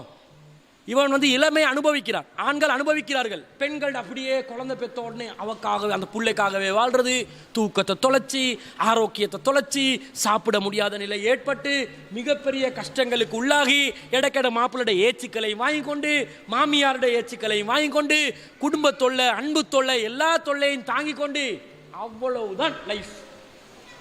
அப்ப அழகு போயிரும், மிச்சங்காலம் இருக்காது. சரி, பிள்ளையே பெத்துக்கொள்ளல ஒருத்தர், மிச்சம் காலமாக புள்ள இல்லை, அப்போ அழகாக இருப்பாங்களான்னு கேட்டால் நம்ம பெண்கள் போடுற சாப்பாடுக்கு கொஞ்சம் நல்ல பெரல் மாதிரி சைஸ் ஆகுது. நல்ல சாப்பாடு டூல் கிளப்புறது, ஒரு சகனை கொடுத்து 5 நிமிஷத்தில் பாலிஷ் பண்ணி அடுத்த சகன் அடுக்கறி தெண்டாண்டு கேட்குறாங்க. அப்போ நம்மாக்கள் சாப்பிட்றதுல எக்ஸசைஸ் பண்ணுற இல்லை, அது ஒன்றும் இல்லை. கல்யாணம் முடிக்க காட்டிலும் மிச்சம் கஷ்டப்பட்டு நோம்பு பிடிச்சி தின்னாம குடிமாக ஸ்லிம் ஃபிட் ஆகி எல்லாத்தையும் செஞ்சு கல்யாணம் முடிச்சோடனே என்னத்தை சாதிக்க போகிறோம்னு விட்டுருவாங்க பாருங்க. அதோட இவங்கிட்ட ஸ்லிம் எல்லாம் பொய்யானதுன்றது 1 மாதத்தில் ரிலீஸ் ஆகிரும். பெரிய சைஸ் வந்தோடனே இவன் இப்போ அழகுக்காக கல்யாணம் முடிச்சா எல்லா பெண்களும் ஐஸ்வர்யா ராய் போல காலாகாலத்துக்கு அவங்க பிளாஸ்டிக் சர்ஜரி பண்ணுறாங்க. உண்மையிலே அவங்க பல மருந்துகளை பாவிக்கிறாங்க. மருத்துவத்தில் பல முன்னேற்றங்கள் இருக்குது. நாடி வந்து இப்படி சதுர ஷேப்பில் இருந்தால் அதை வந்து வட்ட வடிவாக்குறதுக்கு சிகிச்சை வச்சிருக்கிறான். வெள்ளையாக்குறது, தோலை வெள்ளையாக்குறதுக்கு சிகிச்சை வச்சிருக்கிறான். எல்லாத்தையும் பண்ணி தான் சினிமா நடிகைகள் அழகாக இருக்கிறதா காட்டி கொண்டு இருக்கிறாங்க. ஆனால் அவங்களோட உள்ளுக்குள்ள உடம்புல நிறைய அழிவுகள் ஏற்பட்டு கொண்டு இருக்கிறது. வெளிப்படை வாழ்க்கைக்கு விளங்காது. அப்போ இயற்கையான அழகை எடுத்தால் பெண்கள் தொடராக அழகாக இருக்க மாட்டார்கள். அப்ப அழகை வச்சு ஒருத்தன் நிம்மதி அடையணும் என்று முடிவெடுத்து திருமணம் முடிச்சால் என்ன நடக்கும்? கல்யாணம் முடிச்சு கொஞ்ச நாள்ல அழகும் போயிரும், இவனுக்கு அந்த பெண் மீது இருக்கக்கூடிய நாட்டமும் குறைந்து விடும். அதுக்கு பிறகு பொண்டாட்டியோட வாழ்றதுக்காக வாழுவான். உள்ளுக்குள்ள சண்டை எப்ப பார்த்தாலும். திடீரென்று அடுத்த வீட்டுக்காரண்ட ஒரே செவரில் வீடு இருந்துச்சுன்னு வைங்க, அடுத்த வீடு பக்கத்து வீடுகள், இந்த நாளும் அந்த கிச்சனில் இருக்கிற பொருட்கள் எல்லாம் உடையிற சத்தம் கேட்கும். சினிங் பிலிங் அண்டு வெளியில் வந்து என்ன உங்களோட கிச்சனில் பொருட்கள் எல்லாம் சத்தம் கேட்குது. இல்லை ஜன்னலை திறந்து வச்சோமா காற்று அடிச்சிருச்சு. ஒரு காற்றும் இல்லை. இங்கே மாப்பிள்ளை அடித்த அடி சில்வர் கோப்பை போயிட்டு கிளாஸில் பட்டு, கிளாஸ் வந்து மண்டையில் பட்டு கீழே விழுந்து மண்டையும் வெடிச்சு கிளாஸும் வெடிச்சு. வெளியில் காட்டிக்கொள்றது இல்லை. சில பெண்கள் இருப்பாங்க ஒன்று கொண்டு நிற்பாருங்க. நீ பேசினா நானும் பேசுவேன். அவன் வாடாண்டா நீ போடி, அவன் போடியாண்டா இவன் வாடா நீ போடாண்டு இப்படி பேசுகிற அளவுக்கு அது இப்போ ஸ்டைலாம். போடி வாடின்னு பேசுறது ஒரு ஸ்டைலாம். இப்போ மாப்பிள்ளைக்கு ஒரு மதிப்பு இல்லை. உச்சகட்ட மதிப்பு அந்த காலத்தில் கொடுத்தாங்க. மாப்பிள்ளைன்னு சொன்னால் பேரை சொல்ல மாட்டாங்க. எங்கட வரு எப்படி எங்கட வரு அப்படி தான் பேசுவாங்க அந்த காலத்தில். அது ரொம்ப ஓவரான மதிப்பு. உச்சம் கண்ணியம் கொடுத்தாங்க. அந்த அளவுக்கு தேவையில்லை, ஆனால் கண்ணியம் கொடுக்கணுமா இல்லையா? இப்போ எப்படி பேசுகிறேன்னு கேட்டால் எங்கட இருக்கிறாரே அவர் என்ன சொல்லுவார் தெரியுமா? யாரு பி சொல்லுவா, பி சி, அவர் கொஞ்ச நாள் போனால் சி நீ வேணாண்டுவார். அப்புறம் டி அண்டு நீ போடி. இப்படி தான் ஏபிசிடி அல்பபெட்டிக் ஆர்டரில் வாழ்க்கை நாசமாக போகுது நிறைய பேர்கிட்ட. இந்த உள்ளுக்குள்ள சண்டை காட்டுறவங்க, வெளிப்படையாக காட்டுறவங்க கொஞ்சம் பேர் இருப்பாங்க. சிலவங்க தெரு சண்டை பார்ப்பீங்க. கணவன் மனைவி சண்டை, இடையில யார் வாயை போட்டால் அவங்களுக்கு அடி, நியாயம் கேட்க வந்தவனுக்கு அடி, குடும்பத்தில் எவனாவது நீதி விசாரிக்க வந்தால் அவனுக்கு அடி. சண்டி ஃபேமிலி அது. அந்த ஃபேமிலிக்குள்ள நுழைஞ்ச வேண்டாம், அவ்வளவுதான் கதை போச்சு. மார்க்கம் இல்லாட்டி பார்த்தீங்களா? சிலவங்க உள்ளுக்குள்ள சண்டை 10,000 சண்டை இருக்கும். ஆனால் காட்டிக்கொள்ளாம வெளி உலகத்துக்கு அப்படி டீசெண்டாக டிசிப்ளினாக வாழ்கிற மாதிரி காட்டுவாங்க. இவங்க வந்து பணக்காரர்கள் தான் அதிகமாக இதை செய்கிறது. ஏன்னா அவங்க தெருவில் சண்டை பிடிக்க விரும்ப மாட்டாங்க. உள்ளுக்குள்ள சண்டை இருக்கும். ஆனால் வெளியில் போல காரில் போகிறது, ஃபுட் சிட்டி போகிறோம், பர்ச்சேசிங். வெளியிலாம் பார்த்தா ஜோடி காரில் போகுது, காரில் வருது, பயணம் பயணம். அங்கே ஒன்றும் இல்லை. காருக்குள்ளே இருந்து அவள் உப்பண்டிப்பா, இவர் உப்பண்டிப்பார், அவ்வளோதான். பேசுறதும் இல்லை, கதைக்கிறதும் இல்லை. அந்த வேலையை செய்யணும். வெளி உலகத்துக்கு காட்டிக்கொள்ள மாட்டாங்க. காட்டிக்கொண்டா இவங்களோட மானம் மரியாதை போயிடும், குடும்ப அந்தஸ்து போயிடும், கௌரவம் போயிடும். அதுக்காக பம்மாத்துக்காக வாழ்றாங்க. உண்மையான வாழ்க்கை வாழலை. இப்படி வாழக்கூடிய அதிகமானவர்களை நாங்கள் பார்க்கிறோம். இன்னும் சிலர் இருப்பார்கள், சரி பரவாயில்லை, நான் அந்தஸ்து உடையவனா இருந்தாலும் பரவாயில்லை, நான் வந்து வாழ மாட்டேன். எப்படி? குடும்பத்தில் என்ன மனைவியோட இருக்கிற மாதிரி மனைவியை வச்சுட்டு ஊர் முழுக்க என்ன செய்வான்? பெண்களோட தொடர்பில் இருப்பான். ஆனால் வீட்டில் இருக்கிற பொண்டாட்டிக்கு உயிரே எண்டுவான், கண்மணியே எண்டுவான், தங்கம் வைரம் எண்டுவான். ஆனால் அந்த வைரம் தங்கம் எல்லாம் எதுக்குள்ள? 4 செவத்துக்குள்ளதான். வெளி உலகத்துக்கு போனால் இவர் வந்து ஊருமைகிறார். இப்படிப்பட்ட ஒரு நிலையில தான் பலரும் வாழ்ந்து கொண்டிருக்கிறார்கள். அப்ப நிம்மதியா நாங்க வாழணுமெண்டா என்ன பண்ணணும்? ஏன் இப்படி ஒரு நிலைக்கு நாங்க தள்ளப்படுறோம்? நாங்க நிம்மதியாவே வாழ முடியாதா? எங்களுக்குரிய ஒரு நிலை இல்லையா என்றதை நாங்க பார்க்கணும். சரி, மனைவிமார்கள், ஒரு மணமகள் தன்னுடைய மணமகனை தெரிவு செய்யறதா இருந்தா எப்படி தெரிவு செய்யணும்? முதல் கோணல் முற்றிலும் கோணல் என்று சொல்லுவாங்க. ஆரம்பத்திலே தெருவில் மிஸ் பண்ணிட்டீங்க, அப்புறம் 2வது வருஷத்தில் 3வது வருஷத்தில் 10வது வருஷத்தில் சரி செய்யலாம் என்றெல்லாம் நினைக்கலாது. குடும்பம் சரியாகிரும், கொஞ்ச நாளில் சரியாகிரும். பொண்டாட்டி கட்டுக்கு அடங்கிடுவா, நான் சொல்கிறத கேட்டுருவா. அல்லது மாப்பிள்ளை வந்து நல்லவராக இருப்பார், சம்பாரித்து பார்ப்பாரு, நான் சொல்கிற பேச்சு கேட்பாரு, என்னோட அன்பாக இருப்பார், முன்கோவத்தை அடக்கி கொள்வார். கொஞ்ச நாளில் சரி செய்யலாது. ஃபஸ்ட்டுக்கே சரி செய்யணும். முதல் கோணல் முற்றிலும் கோணல் தான். ஒன்று இதை சரி செய்கிறதுக்கு முயற்சி செஞ்சு ஏழாமல் போனால் என்ன பண்ணுறாங்க தெரியுமா?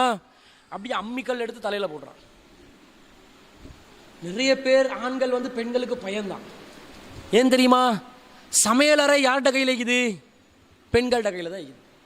சிலவங்க அதுக்காகவே பொண்டாட்டி ஃபஸ்ட்டுக்கு தின்ன காட்டிலும் இருப்பான், ஊட்டி விடுவான் பொண்டாட்டிக்கு. எதுக்கு ஊட்டி விடுவான்? நஞ்சி போட்டிருந்தா 1வது நீ போ. இந்த மாதிரி டெஸ்டிங் எல்லாம் நிறைய பேர் பண்ணுவாங்க.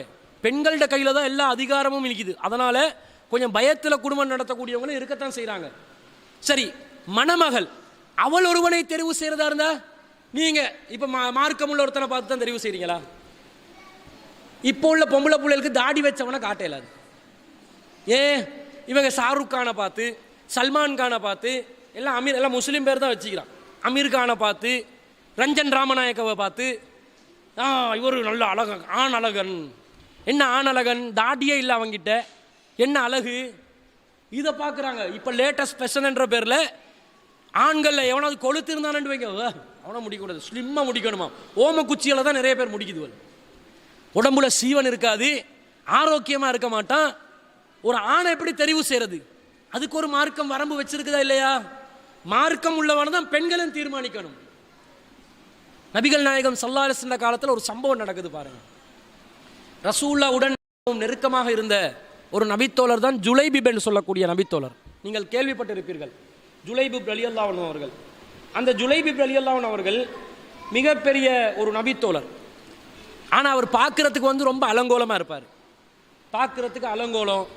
அவருடைய உம்மா வாப்பா யாருன்னு தெரியாது, தெரியாது. குள்ளமாக வேற இருப்பார், கட்டை, அசிங்கம். பெற்றோர்கள் யாருன்னு தெரியாது, எல்லாமே இல்லை. ஒரு பெண் பார்க்குற எந்த குவாலிஃபிகேஷனும் அவர்கிட்ட இல்லை. ரசூலுல்லாஹ் ஒரு அன்சாரி தோழர்கிட்ட வீட்டுக்கு அனுப்புகிறாங்க. இந்த ஜுலைபிப்புக்கு பெண் பார்த்து வர்றதுக்கு அனுப்புகிறாங்க. யார் அனுப்புகிறாங்க? ஜுலைபிப் ரலியல்லாஹு அன்ஹு அவர்களே அனுப்புகிறாங்க. அவர் போயிட்டு ரசூல் ஸல்லல்லாஹு அலைஹி வஸல்லம் அனுப்பினதாக சொல்லி, எனக்கு வந்து ஒரு அன்சாரி தோழரோட வீட்டுக்கு போய் உங்களோட மகளை திருமணம் பேச சொல்லி ரசூல் ஸல்லல்லாஹு அலைஹி வஸல்லம் சொன்னாங்க அப்படின்னு சொல்கிறாரு. அப்போ அந்த அன்சாரி தோழர் பார்க்குறாரு, அப்படியா ரசூல்லா சொன்னாங்களா? அப்போ கண்டிப்பாக நான் வந்து ரசூல்லாவுக்கு திருமணம் முடிச்சு வைக்கிறேன். அவர் நினச்சி ரசூல்லாவுக்கு பெண் பார்த்ததா நினைக்கிறாரு. அப்போ இவர் சொல்கிறாரு, இல்லை அல்லாஹ்வின் தூதருக்கு இல்லை, எனக்கு தான் பெண் பார்க்குறாங்க அப்படின்றாங்க. அன்சாரி தோழர் பாருங்க, சஹாபாக்கள் அன்சாரி தோழர்கள் என்றால் எவ்வளோ பெரிய ஒரு கௌரவம். ஒரு தெருவில் முஹாஜிர்கள் சென்றால், இன்னொரு தெருவில் அன்சாரிகள் சென்றால், நான் எந்த பாதையில் செல்ல வேண்டும் என்பதை தெரிவு செய்ய வேண்டிய ஒரு நிலைக்கு நான் ஆளாகினால், நான் அன்சாரிகள் சென்ற அந்த பாதையை தான் தெரிவு செய்வேன் என்று ரசூலுல்லாஹ் சொன்னாங்க. அவ்வளவு இஸ்லாத்துக்காக தியாகம் செய்தவர்கள், நிறைய கை கொடுத்து அந்த ஹிஜ்ரத் செய்தவர்களுக்கு நிறைய பொருளாதார உதவி, குடும்ப ரீதியாக நிறைய உதவிகள் செய்தவர்கள், தன்னுடைய நாட்டிலேயே ஜனாதிபதி பதவியை பிறர் ஊருக்காரர்களுக்கு கொடுத்தவர்கள், அந்த அளவுக்கு இஸ்லாத்துக்காக தியாகம் செய்த இஸ்லாமிய சாம்ராஜ்யத்தை உருவாக்கிய நபித்தோழர்கள். அவரில் ஒருத்தர் சொல்றாரு, உங்களுக்கா நான் வைஃபு கிட்ட டிஸ்கஸ் பண்ணிட்டு சொல்றேன் பாருங்க. அங்கேயும் வைஃப் தான். அன்சாரி தோழர்டையும் டிஸ்கஷன் எங்க வந்து நிக்குது? அவர் ரசூலா சொன்னதை சொன்ன உடனே எஸ் என்று இருப்பாரு, அல்லது வேணாண்டு நேரடியாக சொல்லியிருக்கணும். அவர் என்ன பார்க்குறாரு? அவர் விரும்புகிறாரு, ஆனால் வைஃபு கிட்ட ஒரு வார்த்தை கேட்கணும். அவ தான் குட்டையை கிளப்பிடுவா. நம்ம ஆக்களோட நிலைமை தான். இப்போ வைஃபு கிட்ட கேட்டா அவங்க கேட்குறாங்க, ஜுலைபிப ஏண்ட மகளுக்கா? சரி, சான்ஸே இல்லை, நான் திருமணம் முடிக்கிறதுக்கு சம்மதிக்கவே மாட்டேன்ன்றாங்க. என் விருப்பத்தில் நான் அது எந்த வகையிலும் நான் சம்மதிக்க மாட்டேன்ன்றாங்க. அப்போ அந்த 2 அன்சாரி தோழருடையும் அன்சாரி பெண்மணியுடைய மகள் இதை கேட்டுக்கொண்டு இருக்கிறாங்க. அவங்க என்ன சொல்றாங்க? என் தந்தையே, நீங்கள் இருவரும் எப்படி ஜுலைபிபுக்கு என்னை திருமணம் முடித்து வைக்க மாட்டீர்கள் என்று எப்படி முடிவெடுப்பீர்கள்? யார் ஆள் அனுப்பி இருக்கிறா? அல்லாஹ்வின் தூதர் ஸல்லல்லாஹு அலைஹி வஸல்லம் அவர்கள். அல்லாஹ்வின் தூதர் ஸல்லல்லாஹு அலைஹி வஸல்லம் அவர்கள் ஆள் அனுப்பினா அந்த ஆளை விருப்பம் இல்லைன்னு சொல்றதுக்கு உங்களுக்கு என்ன நேர்ந்தது? ஒரு குர்ஆன் வசனத்தை ஓதி காட்டுறாங்க. வமா கான லிமுமினின் வலா மூமினத்தின் இதா கலல்லாஹு வ ரசூலுஹு அம்ரன் ஐ யகூன லஹுமுல் ஹியரத்து மின் அம்ரிஹிம்.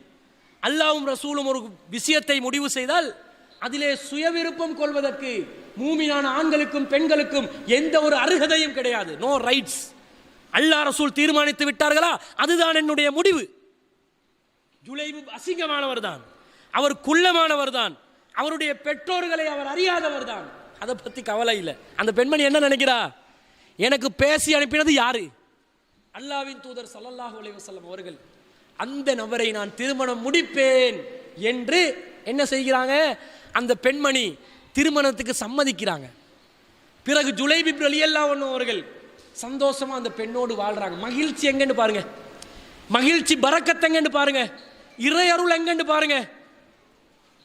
அழகு இருந்தா மகிழ்ச்சியா இருப்போம் என்று எங்கட கணக்கு, அந்தஸ்து குடும்பம் அந்தஸ்து இருந்தா மகிழ்ச்சியா இருப்போம் என்றது எங்கட கணக்கு, செல்வம் இருந்தா மகிழ்ச்சியா இருப்போம் என்றது எங்கட கணக்கு.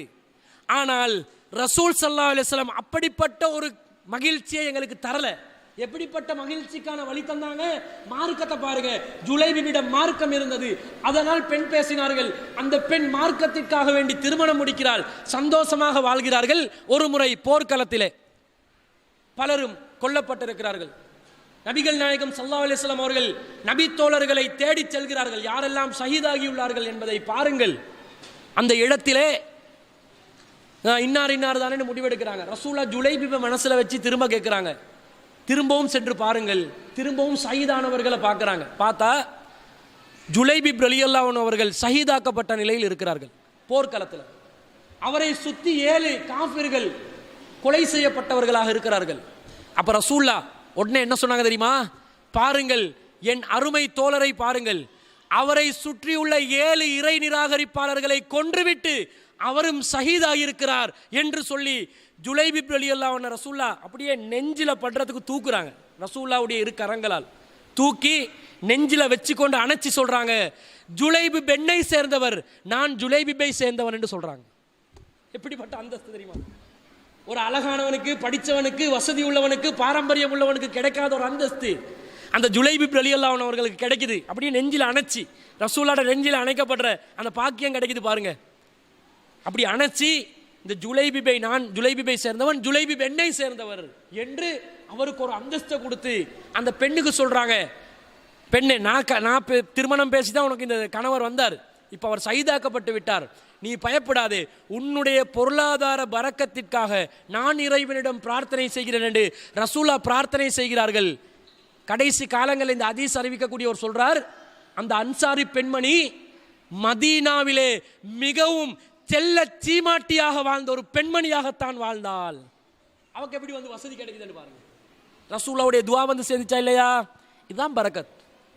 அவன் மார்க்கத்துக்காக ஒருத்தரை தெரிவு செஞ்சு அங்க நிம்மதி, அங்க சந்தோஷம், அங்க அவருக்கு பரக்கத், சந்தோஷம் எல்லாமே கிடைக்குது. ஆனா இப்படி செய்யாம நம்மாக்கள் என்ன செய்யறாங்க? பெண்களை பொறுத்தளவுல கிளாஸுக்கு போறாங்க, படிக்க சொல்லி அனுப்புறோம்.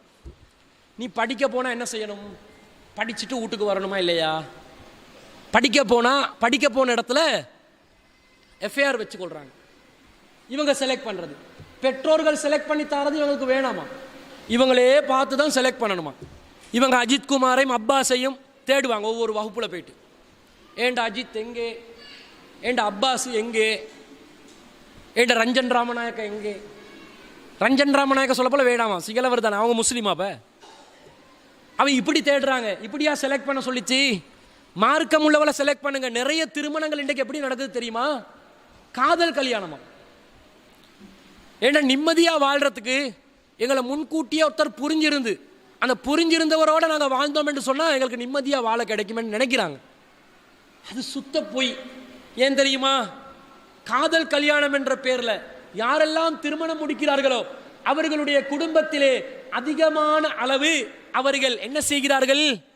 மகிழ்ச்சி இல்லாமல் தோல்வி அடைந்த நிலையில் தான் வாழ்கிறார்கள் என்று இன்றைக்கு ஆய்வறிக்கைகள் சொல்கிறது. லவ் பண்ணி திருமணம் முடிக்கிறாங்க. இன்றைக்கு ஆய்வறிக்கை சொல்லுது 90% குடும்பங்கள், காதல் திருமணங்கள் என்ன செய்து ஃபெயிலியர் ஆகுது. டிவோர்ஸ் ஆகுறாங்க, மகிழ்ச்சி இல்லாம வாழ்றாங்க, வேற வழி இல்லாம வாழ்றாங்க, நிர்பந்தத்துக்கு உள்ளாகி வாழ்றாங்க. பேசி வச்சு ப்ரொபோசல் திருமணம் இருக்குது, அவங்கள 90% சந்தோஷமா வாழ்றாங்க என்று சொல்றாங்க. இப்ப சொல்லுங்க, நாங்களா எங்கட துணையை தெரிவு செய்கிறோம் என்ற பேர்ல நாங்களா ஒருத்தரை தெரிவு செஞ்சு யாரென்று தெரியாம இந்த சினிமா மோகத்தில் அல்லது இந்த சோசியல் மீடியா சமூக வலைத்தளங்கள் இருக்கக்கூடிய அந்த உத்வேகத்தில் நாங்கள் ஒரு துணையை நாங்களா செலக்ட் பண்ணலாமா? நீங்க விரும்பலாம், ஆனால் அந்த விரும்பக்கூடியவர் யார், அவர் எப்படிப்பட்டவர், மார்க்கம் உள்ளவரா, தொடர்ச்சியாக எங்களை நிம்மதியாக வாழ வைப்பார்களா, அந்த குணநலங்கள் உள்ளவரா என்பதை நாங்கள் அறியாமல் நாங்கள் திருமண வாழ்க்கைக்குள்ளே நுழைந்தால் நாங்கள் நிறைய ஃபெயிலியர் ஆக வேண்டிய ஒரு நிலைக்கு நாங்கள் ஆளாகிறோம். ரசூல் ஸல்லல்லாஹு அலைஹி சொல்றாங்க, லா நிக்காஹன் இல்லா பி வலியின், வலி இல்லாமல் நிக்கா கிடையாது, நாங்கள் திருமணம் கிடையாது.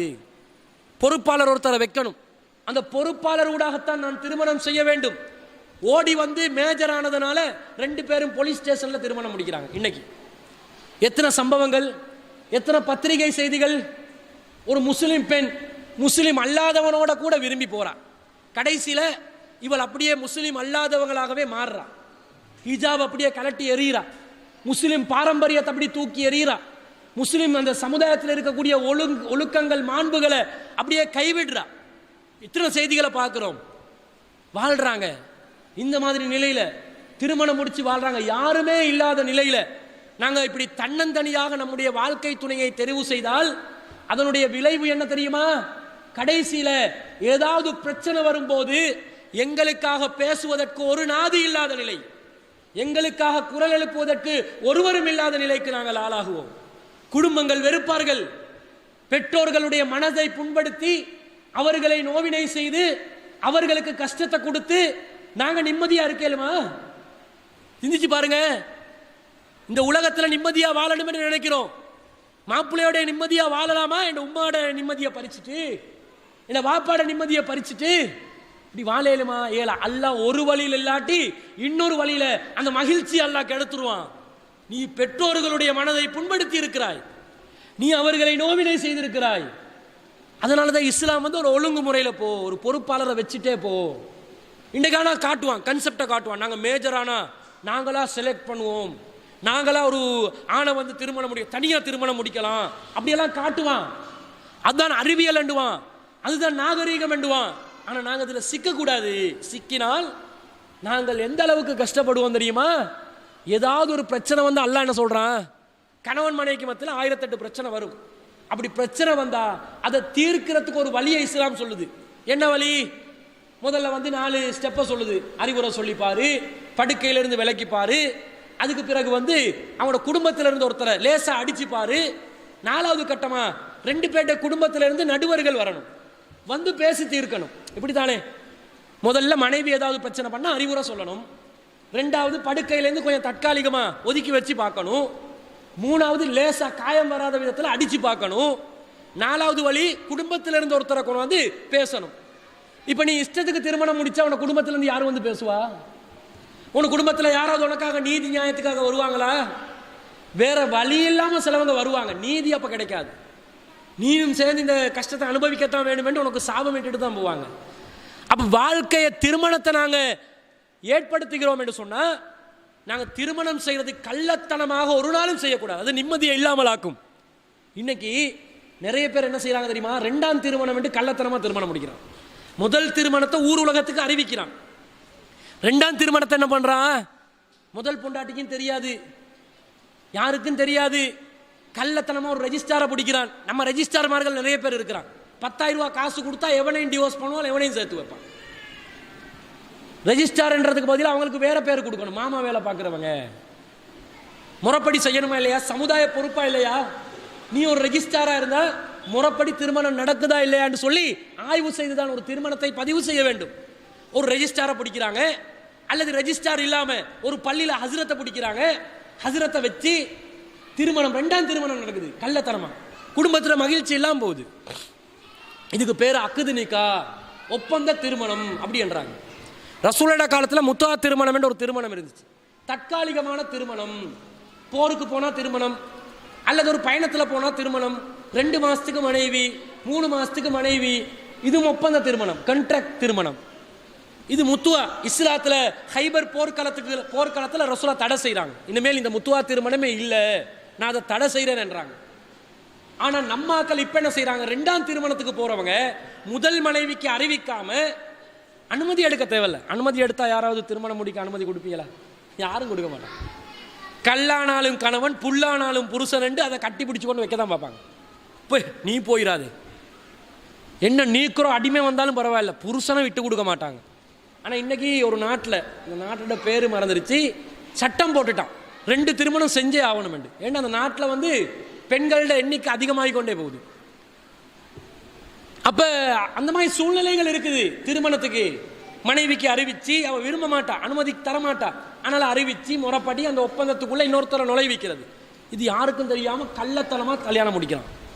கள்ளத்தனமா கல்யாணம் முடிச்சா என்ன தெரியுமா, இதுல முதல் மனைவியும் பாதிக்கப்படுவாள், 2வது மனைவியும் பாதிக்கப்படுவாள். ஒருவேளை 2வதா முடிச்ச மனைவி அழகா இருந்துட்டான்னு வைங்க, இவர் என்ன செய்வாரு, முதல் மனைவிக்கு ஆப்பு, வீட்டுக்கு ஒழுங்கா போக மாட்டான், காசு ஒழுங்கா செலவுக்கு கொடுக்க மாட்டான், புள்ளையில பராமரிக்க மாட்டான், எப்ப பார்த்தாலும் எங்க இருப்பான், 2வது மனைவியோட வீட்டில் தான் இருப்பான்.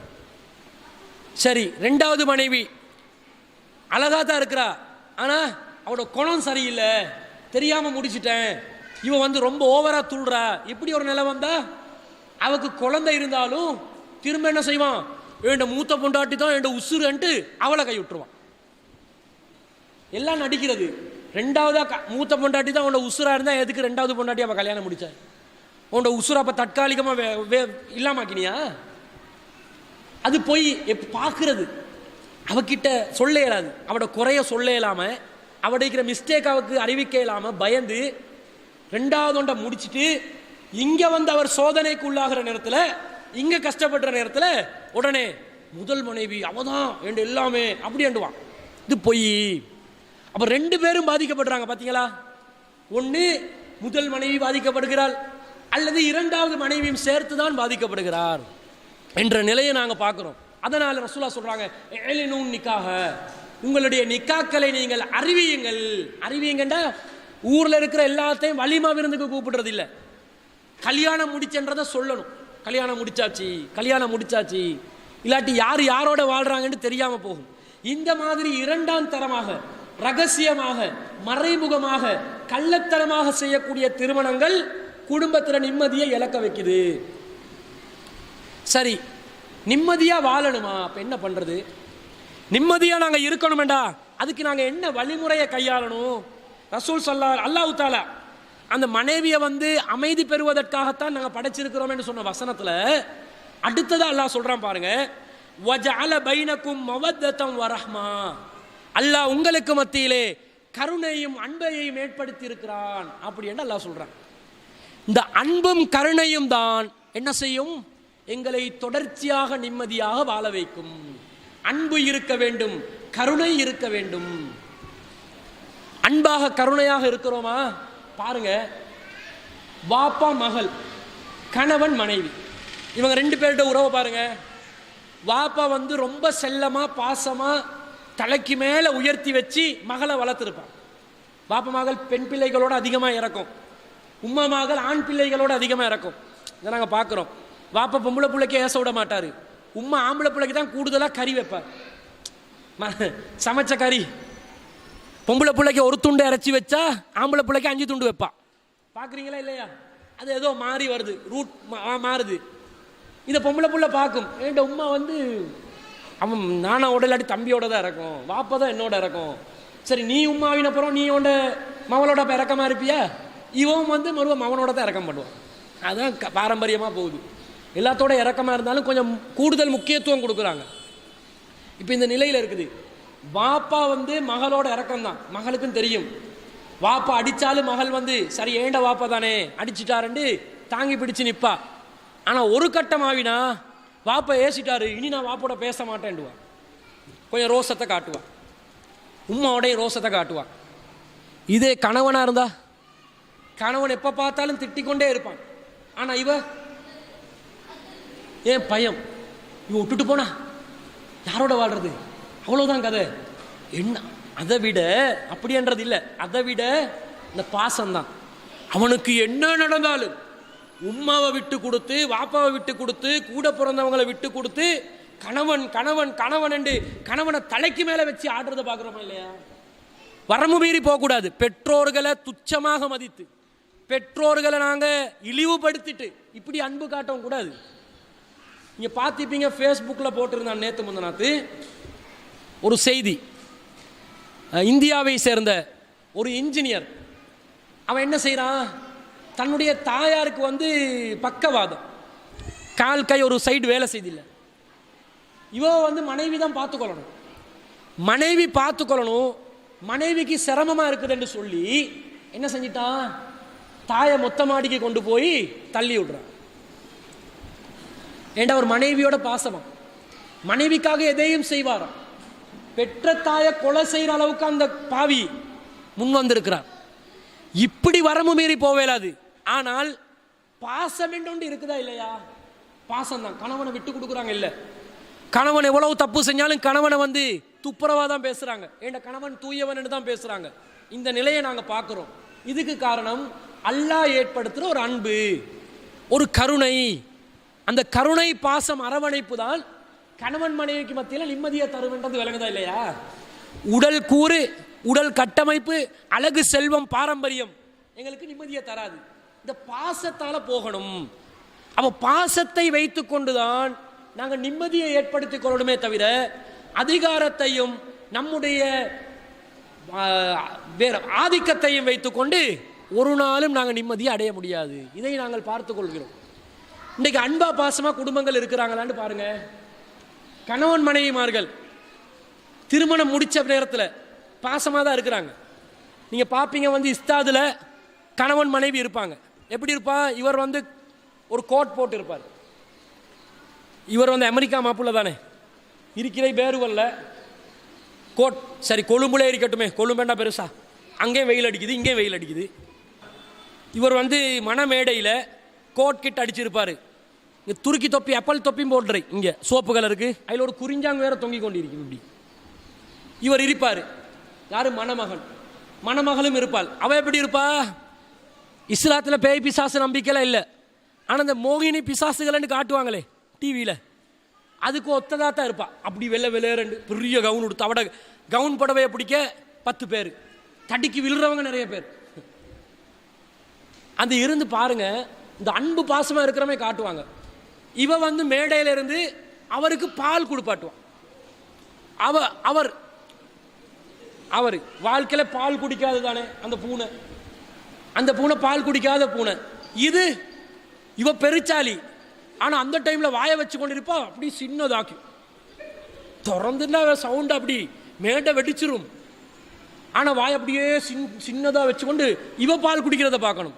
பப்பு பப்பு பப்பு பப்பு பப்பு பப்பு, மீட்டரா, அங்கே லிட்டர் கணக்கில் வீட்டில் அடிக்கிறது, இங்கே மேடையில் இருந்து கொண்டு. இது பம்மாத்து உலகத்துக்கு காட்டுற ஷோ. இது சந்தோஷமாக இருக்கிறாங்களா? அதுலேயும் கூத்தண்டா, இவங்களை வந்து வைப்பாங்க சாப்பாடு அடிக்கிறதுக்காக. எங்கே வைப்பாங்க? டேபிளில் அந்த வச்சுருப்பாங்க. அதில் மாப்பிள்ளை பாருங்கள் தீத்துவார், ஊட்டி விடுவார். இப்படி அவரோட வாய்க்கிட்ட வரும், ஆனால் வாய்க்குள்ளே போகாது. எதுக்கு இது ஊட்டுறது? ஃபோட்டோவுக்கு. உண்மையிலே ஊட்டி விடுறது இல்லை, உண்மையிலே ஊட்டி விடணும், ஆனால் ஊட்டி விட மாட்டாங்க, ஃபோட்டோவில் காட்டுவாங்க. இப்படித்தான் சந்தோஷமாக இருக்கிறது, உலகமே பார்க்குது, ஆஹா இப்படிப்பட்ட ஜோடி ஒண்டா சாப்பிட்றாங்க, அவர் ஊட்டி விட்றாரு. வீட்டுக்கு போனோடனே எல்லாம் மற்ற சைடில் தான் நிற்கும். ஒரு நாளும் கணவன்மார்கள் மனைவிமார்களுக்கு ஊட்டி விட்டுறதும் இல்லை, மனைவிமார்கள் கணவன்மார்களுக்கு ஊட்டி விட்டுறதும் இல்லை. ஊட்டி விட்டுறாங்களா? கணவன்மார்கள் ஊட்டி விட்டுறாங்களா? அது 1900 நினைவில்லை, ஞாபகம் இல்லை. ஏன்? அவன் வந்தா இருக்கிற சட்டி அப்படியே வலிச்சு இவன் அடிச்சு கொண்டு போறான். எதை சாப்பிட்றான் எதை சாப்பிடாது, அந்த அளவுக்கு சாப்பாடு, அன்பு இல்லை, பாசம் இல்லை. அப்போ ரசூல் ஸல்லல்லாஹு அலைஹி வஸல்லம் என்ன சொல்றாங்கடா, உனக்கு இன்னக்க லன் துன்ஃபிக நஃபகத்தன் தபுதகி பிஹா வஜ்ஹல்லா, நீ அல்லாஹ்வுடைய முகத்தை நாடி எதை நீ செலவு செய்தாலும் இல்லா உஜிர்த அலைஹா, நீ அதற்காக கூலி வழங்கப்படுவாய். ஹத்தாமா தஜ்அலு ஃபீ ஃபமிம்ராத்திக, உன்னுடைய மனைவியினுடைய வாயில் நீ ஊட்டுகின்ற ஒரு கவலை உணவுக்காக கூட உனக்கு வந்து கூலி கிடைக்கும். இப்போ ஒருத்தனுக்கு சதக்கா செய்யறதுக்கு சந்தர்ப்பம் இல்லைன்னா என்ன செய்யணும்? பொண்டாட்டிக்கு அவ திண்டு கொண்டிருக்கிற பிளேட் எடுத்தாவது ஓண்ட பிளேட்ல இருந்து நீ ஊட்டி விடாட்டிலும் அவ சாப்பிடுற பிளேட் எடுத்து சாப்பிடு. ஒரு சுயநலமாவது இருக்கட்டுமே, நன்மை கிடைக்கும். சதக்கா செஞ்ச நன்மை. நான் சம்பாதிச்ச சாப்பாட்டில் நீ தனியா அடிச்சா சாப்பாடு கொடுத்தேன் என்ற நன்மை மட்டும்தான்.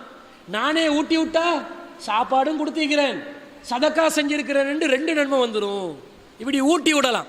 ஊட்டி விடுறாங்களா? இல்லை. ரசூல்லா பாருங்க என்ன செய்யறாங்க தெரியுமா? இன்னொரு வழிமுறையை சொல்லித்தாராங்க. இதெண்டா சான்ஸே இல்லைன்னு நினைக்கிறேன், குடும்பங்களில் நடக்காது. ரசூலா சொல்றாங்க, இதா அக்கல அஹதுக்கும், உங்களில் யாராவது நீங்கள் உணவு சாப்பிட்டால் ஃபலா யஸ்மஹ் யதவு ஃபலா யம்சஹ் யதவு ஹத்தா எல் அக்கஹா அவு யுலிகஹா. நீங்கள் யாராவது உணவு உண்டால் உங்களுடைய கரங்களை நீங்கள் என்ன செய்ய வேண்டாம்? சாதாரணமாக நீங்களாக கரங்களை வந்து கழுவிராதீங்க, துடைச்சிடாதீங்க. எது வரைக்கும்? ஒன்று நீங்களாக உங்களுடைய விரல்களை உறிஞ்ச வேண்டும், அல்லது மனைவிக்கு கொடுத்து உறிஞ்ச வைக்க வேண்டும் அப்படின்றாங்க. இப்போ சாப்பிட்டோம் வைங்க, இப்போ பிரியாணி சாப்பிட்டோமா, இப்போ கையிலலாம் சோறு அந்த ஆணம் எல்லாம் நின்றும். நின்றா என்ன செய்யணுமா? நீ வந்து கழுவிராதே, வெறுமனே டப்பில் பிடிச்சி கழுவிராதே, அல்லது ஒரு புடவை எடுத்து தொடச்சிடாதே. ஒன்று நீ என்ன செய், நீ அதை உறிஞ்சிக்கோ. அது சுண்ணத்தில் உள்ளது, அதில் நன்மை கிடைக்கும். மார்க் அடிப்படையில் சுண்ணத்து. எனக்கு அது கஷ்டம், நான் என்ன செய்யணும்? பொண்டாட்டிக்கு சொல்லணும், இந்த கொஞ்சம் உறிஞ்சி எடுத்துரு விரலை. நம்ம பொண்டாட்டி மக்கள்கிட்ட கையை எங்கிட்ட கையை கொடுத்து இதை கொஞ்சம் உறிஞ்சிக்கோ அப்படின்டா. ஒன்றாவது கையை கழுவு. நீ கையை கழுவுறதே நான் பார்த்தில்ல. நீ உன்னுடைய விரலை நான் உரிய, உன்ட மேலே இருக்கிற அசிட்டெல்லாம் ஏண்ட மேலுக்கு போய் எனக்கு இல்லாத பொல்லாத நோய் எல்லாத்தையும் தர பார்க்குறியா? என்னைய கொல்றது தான் உன்னோட நோக்கமா? அப்படி கேட்பா இல்லையா? ரசூல்லா சொல்றாங்க, உன்ட நெருங்கிய உறவினருக்கு உன்ட பக்கத்தில் யார் நெருக்கமாக இருப்பா? உடல் கூறாக, ஈருடல்கள் ஓருடலாக இணையும் பந்தம் யாருக்கிட்ட இருக்குது? மனைவியோட தானே இருக்குது. அப்போ அந்த மனைவிக்கு அதை கொடுத்த மனைவிக்கு தாங்குது இல்லை. ஏண்டா அவர் அந்த அளவுக்கு தான் இவரும் இருப்பார். இவர் மாப்பிள்ளை துப்புரவு இல்லை, பல் துளக்கிறது இல்லை, எத்தனை மாதம் நினைவு இல்லைண்டுவான். பல் துளக்கிறது எப்படி சும்மா ஏண்டுவான், ஒழுங்காக க்ளீனாக இருக்கிறது இல்லை, ஒழுங்கா இல்லை. அதை பார்த்தா வந்து இவங்களுக்கு அருவருப்பு. அன்பை ஏற்படுத்துவதற்கு நபிகள் நாயகம் கற்றுத்தந்த வழிமுறைகள். ரசூல் ஸல்லல்லாஹு அலைஹி வஸல்லம் என்ன சொல்றாங்க? நாங்கள் வந்து ரசூலா சொல்றாங்க, மனைவியோட நபிகள் நாயகம் ஸல்லல்லாஹு அலைஹி வஸல்லம் அவர்கள் ஒன்றாக குளிக்கக்கூடியவர்களாக இருப்பார்கள். ரசூலாவும் மனைவி என்ன செய்வாங்க? ஒன்றாக குளிப்பார்கள். நாங்கள் ஒன்றாக குளிக்கிறோமா? நாங்களே குளிக்கிறது இல்லை, இதில் வேற ஒன்றாக குளிக்கணுமா? ஒன்றாக குளிக்கணுமா? மலேசியா நாட்டில் ஆய்வு செஞ்சு சொல்கிறோம், யாரெல்லாம் ஒன்றாக குளிக்கிறார்களோ அவர்கள் விவாகரத்தாகும் சதவீதம் குறைவாகவே உள்ளது. பாருங்க எவ்வளோ அந்த அந்த ஃபீலிங் பாருங்க, மனசுக்குள்ள ஏற்படுற அந்த உளவியல் மாற்றத்தை பாருங்க. 2 பேரும் சேர்ந்து ஒரு குளியலறையில் குளிக்கணும் என்றாங்க ரசூல் ஸல்லல்லாஹு அலைஹி வஸல்லம்.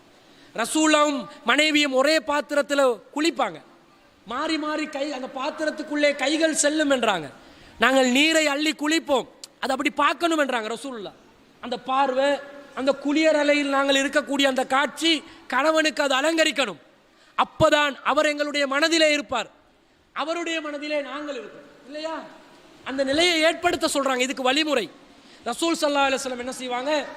ஆயிஷா ரலியல்லாஹு அன்ஹா அவங்களோட ஏதாவது ஒரு நீர் அருந்துறதா இருந்தா, ஏதாவது ஒரு பானத்தை அருந்துவதாக இருந்தால், ஆயிஷா ரலியல்லாஹு அன்ஹா அவங்க எங்க வாய வச்சாங்களோ அந்த இடத்திலே வாய வச்சு என்ன செய்வாங்க? குடிப்பாங்க. ஹதீஸ்ல பார்க்குறோமா இல்லையா? எதுக்கு இது? எச்சி படணுமா? அந்த பெண்களுடைய எச்சில், மனைவியுடைய எச்சில் ஆணுடைய வாயில படணும், ஆணுடைய எச்சில் மனைவியோட வாயில படணும். அது ஒரு பாருங்கள், திருமணம் முடிச்ச பிறகு லவ் பண்ண சொல்லி தராங்க. நம்மாக்கள் திருமணத்துக்கு முன்பதாக லவ் பண்ணி முடிச்சதுனால எல்லாம் தெரியும். நீ யாரு, உன்னோட உம்மா யாரு, உன்னோட வாப்பா யாரு, உன்னோட குணம் என்ன, உன்னோட வீக் என்ன, உன்னோட ஸ்ட்ரென்த் என்ன, எல்லாம் தெரிஞ்சு முடிஞ்சு கல்யாணம் முடிச்சு சும்மா மரக்கட்டைகளா வாழுதுவர். இந்த வாழ்க்கையில் ஒரு த்ரில்லிங் இல்லை. ரசூலா இது ரசூலாக்கு எத்தனை வயசு? அப்போ 50 சொச்சம் வயசு. ஆயிஷா நாய்க்கு 10-12 வயசு. இந்த நிலையிலும் ரசூலா என்ன முன்மாதிரியை காட்டுறாங்க? அடுத்தவங்க இப்படி பார்த்து வாழணும். அப்போ நாங்கள் எப்பயாவது டீ குடிக்கிற நேரத்தில் எங்களோட கணவன் வந்து எடுத்து நாங்கள் வாய் வச்ச இடத்துல டீ குடிச்சிக்கிறாரா? சரி, கணவன் செய்யலை, நாங்கள் செஞ்சிருக்கிறோமா? கணவன் வந்து டீ குடிக்கிற கிளாஸை எடுத்து இவ கழுவி இவ டீயை ஊத்திட்டு இவ எந்த சைட்ல வாய வச்சு குடிக்கிறா தெரியுமா? அந்த கைப்பிடி இருக்குது அந்த சைட்ல இப்படி வச்சு குடிக்கிறா. கைப்பிடி வச்ச இடத்துல யாரும் வாய வைக்க மாட்டாங்க தானே. கைப்பிடி இப்படி இருந்தா இந்த சைட்ல வாய் வைப்பாங்க, இந்த கையில் எடுத்தா இந்த சைட் மாறி தான் வந்து நிற்கும். கைப்பிடி இருக்கிற பக்கத்தில் வாய வைக்க மாட்டாங்க. நம்மாக்கள் படவே கூடாது எச்சி, அவனோட எனக்கு எச்சி ரீதியான தொடர்பே வரக்கூடாதுன்னு கைப்பிடி இருக்கிற இடத்துல வாயில வச்சுக்கொண்டு குடிக்கிறாங்க. உறவு வருமா? இணைப்பு வருமா? பிணைப்பு வருமா? வராது. சரி, ஆயிஷா நாயகியோட ரசூலா ஓட்டப்பந்தயம் வச்சாங்க, ஓடினாங்க, ரேஸ் போனாங்க. உங்களோட மாப்பிள்ளையோட எப்பயாவது ஓடிக்கிறீங்களா? நீங்க மாப்பிள்ளைய கூப்பிடணும், ராவு படுத்துக்கொண்டீங்க போல எழுப்பாட்டி, ஓய் வாங்க ரேஸ் ஓடுவோம். அவர் உடனே சொல்லாரோ, ரொம்ப நாளா பார்த்து கொண்டு வரேன், உன்னோட ரூட்டு சரியே இல்லை, மென்டல் ஹாஸ்பிட்டலுக்கு போக வேண்டி வரும் கிட்டத்துல. இப்படி சொல்லுவானா இல்லையா? அப்படி இல்லை. எங்கேயாவது ஒரு பயணம் போறீங்க, உறவினர்கள் எல்லாம் இருக்கிறாங்க, அப்ப எங்க நம்ம மகரமான ஆக்கள் தானே, அப்ப கணவனுக்கு சொல்லணும், வாங்க கொஞ்சம் ஓடி விளையாடுவோம் வாங்க. இப்படியெல்லாம் இருக்கணும். இருந்தா தான் அந்த வாழ்க்கையில அந்த தத்ரூபமா நாங்க புரிவோம் வாழ்க்கையை. இப்ப ரசூல் ஸல்லல்லாஹு அலைஹி வஸல்லம் ஒரு நாள் தோக்குறாங்க ஆயிஷா ரலியல்லாஹு அன்ஹா ஓட்டு பந்தயத்தில். தோத்த உடனே ரசூல் அதை மனசுல வச்சுக்கொள்றாங்க, ஆஹா ஆயிஷா பீட் பண்ணிட்டாங்களே, ஒரு நாளைக்கு நாங்க ஆயிஷாவை பீட் பண்ணணும் அப்படின்னு சொல்லி இன்னொரு நாள் ஆயிஷா ரலியல்லாஹு அன்ஹா திரும்ப ஒரு போர்க்களத்துக்கு அழைச்சி சென்ற நேரத்தில் ஆயிஷா நாயகி அழைச்சிட்டு வந்து ரசூல் ஸல்லல்லாஹு அலைஹி வஸல்லம் என்ன செய்றாங்க, ஓடி வெல்றாங்க. வென்னுட்டு சொல்றாங்க, ஆயிஷாவே நான் தோத்தனேன், அதுக்கு இது சரி அப்படின்றாங்க. அதுக்கு இதை சரி செஞ்சிட்டேன். நான் கேட்கிறேன், இறை தூதர் ஸல்லல்லாஹு அலைஹி வஸல்லம் அவர்களுக்கு இப்படிப்பட்ட ஒரு தேவை ஏன்? அதான் கேள்வி. எதுக்காக இதெல்லாம் செய்யணும்? எதுக்காக இந்த மாதிரி வேலை பார்க்கணும் அப்படின்ற? அப்ப ரசூல் ஸல்லல்லாஹு அலைஹி வஸல்லம் என்ன பார்க்கறாங்கடா, எப்பயும் மனைவியோட மகிழ்ச்சியா இருக்கணும். ஏண்டா மனைவிக்கு வந்து உலகமே கணவன் தான். அப்ப கணவன் அப்படிப்பட்ட ஒரு நிலையில இல்லாட்டி மனைவி தான் கணவனை சரி செய்ய வேண்டும். கணவனுக்கு சொல்லி கொடுத்து, கணவனுக்கு சந்தோஷத்தை ஏற்படுத்துறதுக்கு வழிகளை சொல்லி கொடுத்து கணவனை சரி செய்யணும். இந்த நிலையில மனைவிமார்கள் இருக்கணும். ரசூலுல்லாஹ் சொல்றாங்க, குறைசி பெண்கள் இருக்கிறார்களே அவர்கள் தான், குறைசி பெண்கள் தான் பெண்களிலே சிறந்தவர்கள் அப்படின்றாங்க. ஏனென்று கேட்கிறாங்க. காரணம் என்னன்னு கேட்டா, அவர்கள் அன்பு பாசத்தில் மிகைத்தவர்கள், அவர்கள் அதிகமாக குழந்தைகளை பெற்றெடுக்கிறார்கள் அப்படின்றாங்க. குழந்தை அதிகமாக பெற்றெடுக்கிறாங்க, அன்பு பாசத்தோடையும் இருக்கிறாங்க. அவங்க கணவனுடைய செல்வத்தை நன்று நிதானமாக பராமரிக்கிறார்கள். கணவன்மார்களுடைய பிள்ளைகளை அன்பாக பாசமாக வளர்க்கிறார்கள். இந்த 4 குவாலிட்டி சொல்றாங்க. இரக்கமா இருப்பாங்களாம் குறைசி பெண்கள். அதே மாதிரி அதிகமா குழந்தைகளை பெற்று தருவாங்களாம். அதே மாதிரி கணவனுடைய சொத்தை பாதுகாப்பாங்களாம். அதே மாதிரி குழந்தைகளை பாசமா வளர்ப்பாங்களாம். இவங்க சிறந்தவங்கண்டா நாங்க என்ன செய்யணும்? இந்த பண்புகளுக்குள்ள நாங்க பார்க்கணும். கணவன் 1வது குழந்தைய பெத்தெடுத்து, அந்த பெத்தெடுத்தோன்னு சொல்லுவான், இன்ஷா அல்லாஹ் கூடிய சீக்கிரம் இந்த குட்டி பையனுக்கு ஒரு தங்கச்சி பாப்பாவை நான் பெத்து தர்றேன். இவட மூஞ்சி அப்படியே மாறும். ஓ வந்த அடிதான் விழும். அப்ப குழந்தைகளை பெத்தெடுக்க சொல்றாங்க ரசூலுல்லாஹ். குழந்தைகளை பெத்தெடுக்கிறது இல்லையா? அப்ப எப்படி வந்து நாங்க அன்பு பாசமா போய் இருக்கிறது? குழந்தைகள் அதிகமா பெத்தெடுக்க சொல்றாங்க ரசூலுல்லாஹ். மணமகள்களை தெரிவு செய்யும் போது என்ன சொல்றாங்கடா, தஸவ்வஜுல் வதூதல் வலூத, நீங்கள் யாரை திருமணம் முடிக்க வேண்டும் தெரியுமா? அன்பாக இருக்கக்கூடிய, அதிகமாக குழந்தைகளை பெற்றுத்தரக்கூடிய பெண்களை திருமணம் முடியுங்கள் அப்படி என்றாங்க. காரணம் சொல்றாங்க ரசூல் ஸல்லல்லாஹு அலைஹி வஸல்லம், ஃபஇன்னி முகாசிருன் பிகுமுல் உமம், நான் மறுமையிலே அதிகமான உம்மத்தை சேர்ந்தவனாக இருக்க விரும்புகிறேன். அதிகமான உம்மத்து ரசூலுல்லாஹ்க்கு இருக்க விரும்புறாங்க. நம்மாக்கள் என்ன பண்றாங்க? பிள்ளைகளை வந்து 2 பிள்ளையோட இப்ப முடிஞ்சு, நாம் இருவர் நமக்கு ஒருவர். நம்மாக்கள் புதிய கன்செப்டுக்கு மாறுறாங்க. இல்லாட்டி நாம் இருவர் நமக்கும் இருவர், 2ஓட முடிஞ்சு. எங்களோட உம்மா அப்பா மகள் எத்தனை பேர் எடுத்தாங்க? 4, குறைஞ்சது 4 இருக்கும் ஒரு குடும்பத்தில். குறைஞ்சது 4 இருக்குமா இல்லையா? நீங்க ஒரு மிச்சம் தேவையில்ல, ஒரு 60-50 வருஷத்துக்கு முன்னாடி வாழ்ந்தவங்களோட பிள்ளைகளுடைய எண்ணிக்கை பாருங்க. சொல்லுங்க, உங்களோட உம்மா அப்பா மகள் எத்தனை பேரை பெற்றெடுத்தாங்க சொல்லுங்களேன். 10, 13, ஒரு அரை டசன், 1 டசன், 1.5 டசன். சில குடும்பங்களுக்கு போனா வந்து ஒரு கிராமத்துக்குள்ள போன மாதிரி. அதுல நிறைய கிளைகள், வேர்கள் நிறைய நிறைஞ்சிருப்பாங்க. அப்ப அப்பதான் மகிழ்ச்சியா இருக்கும் ஒரு குடும்பம். இது வந்து 2 பேரை பெற்றுட்டு ஒருத்தர் வந்து ஒரு இனிய மார்க்க நிகழ்ச்சி நடத்துறோம், அதுல கேட்கிறான், அது என்ன உங்களோட சமுதாயத்தில் அதிகமாக குழந்தை பெற்றுக் கொள்றாங்க, மார்க்க ரீதியாக ஏதாவது காரணம் இருக்குதான்னு கேட்குறான். நான் சொல்கிறேன், மார்க்கத்தில் வந்து ரசூல்லாவை பின்பற்றக்கூடியவங்க அதிகமாக இருக்கணும் என்று விரும்புகிறாங்க. அப்படி சொல்லிட்டு குழந்தைகளை வந்து அதை பெற்றெடுக்கிறதே எங்களோட உரிமை, எங்களுக்கு அதுக்குரிய செல்வாக்கு இருக்குது, சொத்து சம்பாதிக்கிற அந்த தவக்குள் இருக்குது, நம்பிக்கை இருக்குது, அதனால் நாங்கள் குழந்தைகளை பெற்றெடுத்து அவங்களுக்கு உணவளிப்போம், அந்த தைரியத்தில் தான் நாங்கள் அந்த வேலையை செய்கிறோம் அப்படின்னு சொன்னோம். அப்போ ஒருத்தர் எழுப்பி சொல்கிறாரு, நான் ஒரு முஸ்லீம் அல்லாத ஒருவரை முஸ்லீம் ஒருத்தர் சொல்கிறாரு, முஸ்லீம் அல்லாத ஒருவரை திருமணம் முடித்தேன், அவளுடன் நான் அன்பாக பாசமாகத்தான் வாழுகிறேன், ஆனால் நான் சில தவறான முடிவுகளை எடுத்து விட்டேன். முதலாவது தவறான முடிவு, முஸ்லீம் அல்லாத ஒருத்தரை முடித்ததனால் எனக்கு இப்போ என் குழந்தைய எந்த மார்க்கத்தில் வளர்க்குறேன்ற பிரச்சனை வந்துருச்சு அவர் சொல்றாரு. ரெண்டாவது, இப்போ என்னுடைய மனைவி கொஞ்சம் வயசாகிட்டா, எனக்கு 2 பிள்ளைகளும் யாரு, ஆம்பளை பிள்ளைகள். நான் முஸ்லீம் அல்லாத ஒருத்தரை முடித்ததுனால அவங்க சொன்னாங்க 2 பிள்ளைகள் மட்டும் போதும், இதுக்கு பிறகு எனக்கு பிள்ளைகள் தேவையில்லை, நான் உடன்பட மாட்டேன். நான் நிறைய முயற்சி அவருக்கு சொல்லி கன்வின்ஸ் பண்ணி பார்த்தேன், அவள் ஒத்து வரலை. கடைசியில் 2 பிள்ளையோட நாங்கள் நிறுத்தி கொண்டோம். இப்போ என்ன நிலையண்டா, ஏண்ட மனைவிக்கு இடுப்பு வலி வந்தாலும் ஒரு பாமை தேய்ச்சி விட்றதுக்கு ஒரு பொம்பளை பிள்ளை இல்லை அப்படின்னு. பாம்பளை பிள்ளைய வச்சு இடுப்பு வலிக்கு பாமத்தை கேளுமா? தாயா இருந்தாலும் ஏழுமா? கஷ்டம்.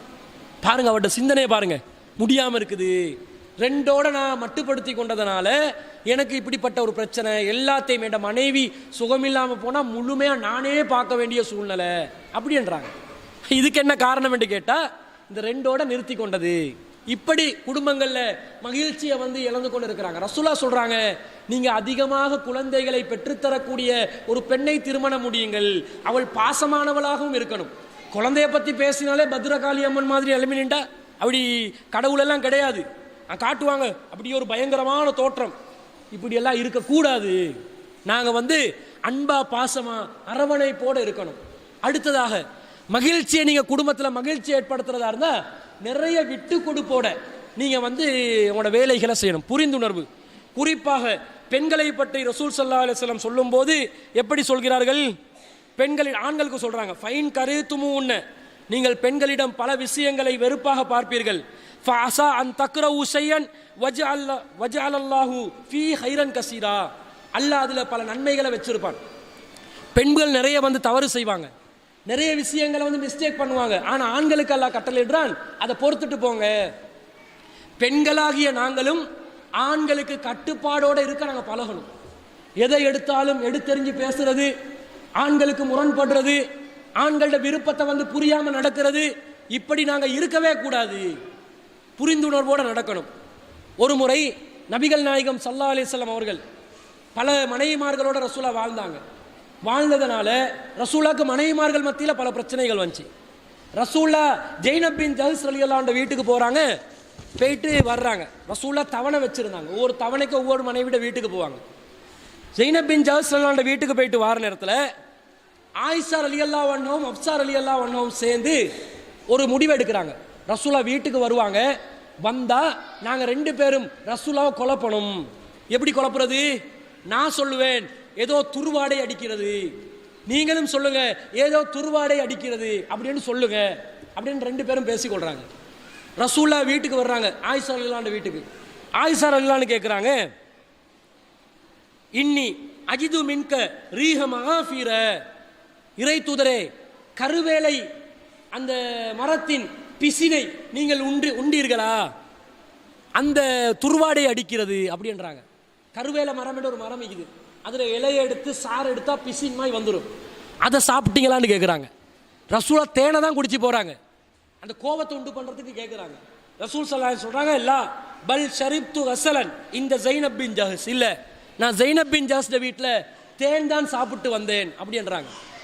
அப்போ ரசூல் ஸல்லல்லாஹு அலைஹி வஸல்லம் இப்படி சொல்கிற அளவுக்கு ஆயிஷா நாயகி அப்படி ஒன்று சொல்கிறாங்க. ரசூலா பார்க்குறாங்க, இது என்ன இது, ஆயிஷா விரும்புகிறாங்கல்ல, நான் ஜைனப் பின் ஜஹஷ் வீட்டுக்கு போயிட்டு வரதை இவங்க விரும்பலை. ரசூல் ஸல்லல்லாஹு அலைஹி வஸல்லம் என்ன முடிவு எடுத்தாங்கண்டா, வலன் அவுதலஹு, நான் இனிமேல் அல்லாஹ்வின் மீது ஆணையாக தேன் சாப்பிடவே மாட்டேன் என்றாங்க. ரசூலா அல்லாஹ் ஹலாலாக்கின உண்ட மனைவியுடைய பிரச்சனையினால் ரசூலா ஹராம் என்றாங்க. பார்த்தீங்களா, இறை தூதரே குழப்புறாங்க.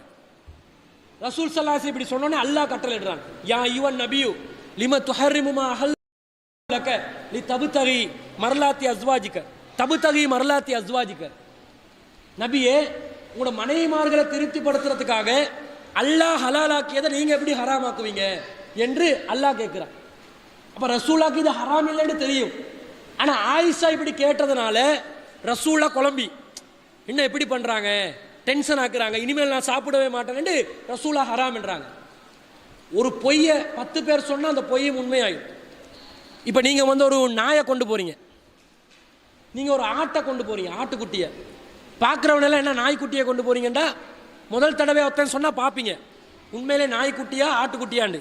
ஆட்டுக்குட்டியை தானே கொண்டு போறேன், ஓ பொய் சொல்லாதவனோட கண்ணை கழுவு வேண்டுவோம். ரெண்டாவது ஒருத்தன் பார்த்து சொல்றான், என்னங்க வளமையா ஆட்டுக்குட்டியை கொண்டு வரீங்க, இன்றைக்கு பார்த்து நாய்க்குட்டியை கொண்டு வரீங்க. ரெண்டாவது ஒருத்தன் சொல்றான். இப்போ கொஞ்சம் டவுட் ஆகும், கொஞ்சம் எட்டி பார்த்துக்கொள்ளும், இல்லை இல்லை ஆட்டுக்குட்டி தான் சும்மா பொய்க்கு சொல்றாங்க அப்படின்ட்டு போவாங்க. மூணாவது நாலாவது அஞ்சாவதா ஒருத்தன் ஆட்டுக்குட்டியை பார்த்து நாய்க்குட்டியை கொண்டு போறேன்னு சொன்னா எங்கேயாவது போயிட்டு உண்மையிலே பார்த்து செக் பண்ணுவான், ஓ நாங்கள் தெரியாம நாயத்தான் கொண்டு வந்திக்கிறோம் போல, கண்ணுக்கு ஆடு மாதிரி விளங்குதுண்டு மாத்திடுவான். அப்போ ஒரு பொய்யை வந்து திரும்ப திரும்ப சொன்னா உண்மையாகிற மாதிரி ஒரு நிலை வரும். இந்த மாதிரி ஆயிஷா ரலியல்லாஹு அன்ஹா, ஹப்ஸா ரலியல்லாஹு அன்ஹா அவங்க திட்டமிட்டு ரசூலா வந்து இந்த விஷயத்துல ரசூலாக்கு அதிருப்தியை வெளிப்படுத்துறதுக்காக இப்படி செய்யறாங்க. ஆனா அதுல விளைவு இறை தூதரே ஹலாலை ஹராமாக்க போறாங்க. இவ்வளவு பாதிப்பு வரும், இறை தூதருக்கே வருமேண்டா. நாங்க கட்டுப்பட்டு நடக்காட்டி ஜெயினப்ட வீட்டுக்கு போயிட்டு வந்தா சரி, அல்ஹம்துலில்லாஹ் இன்றைக்கு ஏண்ட தவணை ஏண்ட வீட்டில் இருங்க இப்படி தானே போகணும். நாங்கள் இதை மாற்றலாமா? மாற்றக்கூடாது.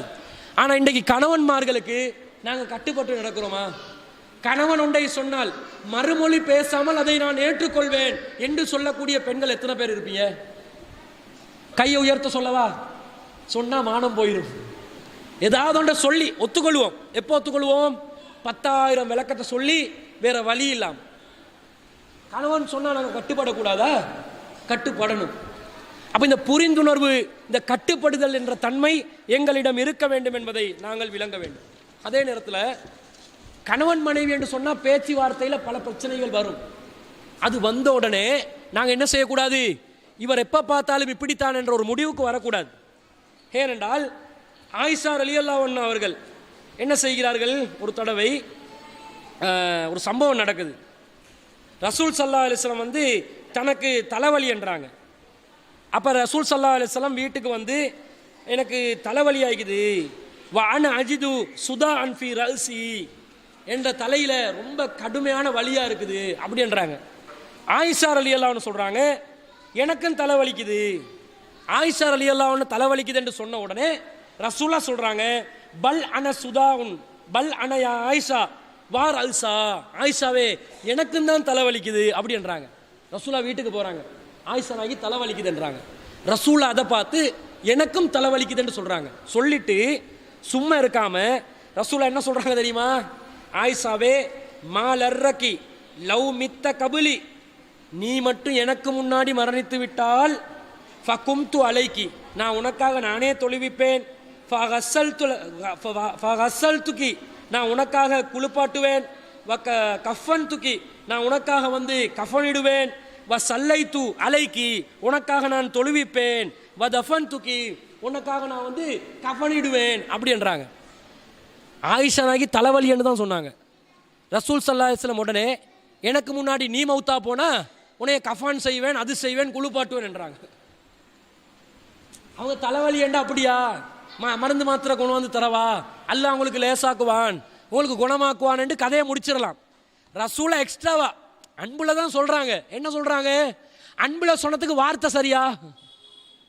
தலைவலியா? ரசூலா எனக்கு தலைவலி என்ற, ஆயிஷா நாயகி அவங்களுக்கு தலைவலி என்ற. ரசூலா உடனே அப்படியா, எனக்கு நீ மௌத்தா போனா நானே கஃபன் செஞ்சு, நானே குளிப்பாட்டி, நானே தொழுவிச்சு, நானே அடக்கம் செய்வேன் இப்படி என்றாங்க. அப்ப ஆயிஷா ரலியல்லாஹு அன்ஹா வந்து குழம்புறாங்க. அப்படியா? அப்ப நான் இல்லாத இடத்துல உடனே மற்ற மனைவிமார்களோட வீட்டுக்கு போய் அவங்களோட ஜாலியா இருக்கலாம்னு பாக்குறீங்களா? ஆயிஷா நாயகி கேட்குறாங்க. கோபம் வந்து உடனே கேட்குறாங்க. இப்போ பாருங்க, அல்லாஹ்வின் தூதர் ஸல்லல்லாஹு அலைஹி வஸல்லம் அவங்க பேசுகிற அந்த பேசுகிற சம்பாஷணையில் கூட சில நேரம் வார்த்தைகள் என்ன செய்யும்? மனிதன் என்ற வகையில் முன்ன பின் ஆகும். ரசூலா இப்படி யோசிச்சு சொல்லல, உனக்கு அந்த அளவுக்கு நான் உனக்கு பாசம், உன்னுடைய ஜனாசா அந்த இறுதி கிரிகைகளை நானே செய்வேன் என்றது பாசத்தை தான் வெளிப்படுத்தினாங்க. ஆனா அவங்களுக்கு எப்படி போகுது? அது எல்லாத்துக்கும் போது நம்மளை அனுப்ப பார்க்கிறாரு. நான் மௌத்தா போனோன்னே புது மாப்பிள்ளைக்கு என்று இருக்கலாமா, ரப்பரி என்று இருப்பாங்க. இப்படி இருக்கவா இயலாது.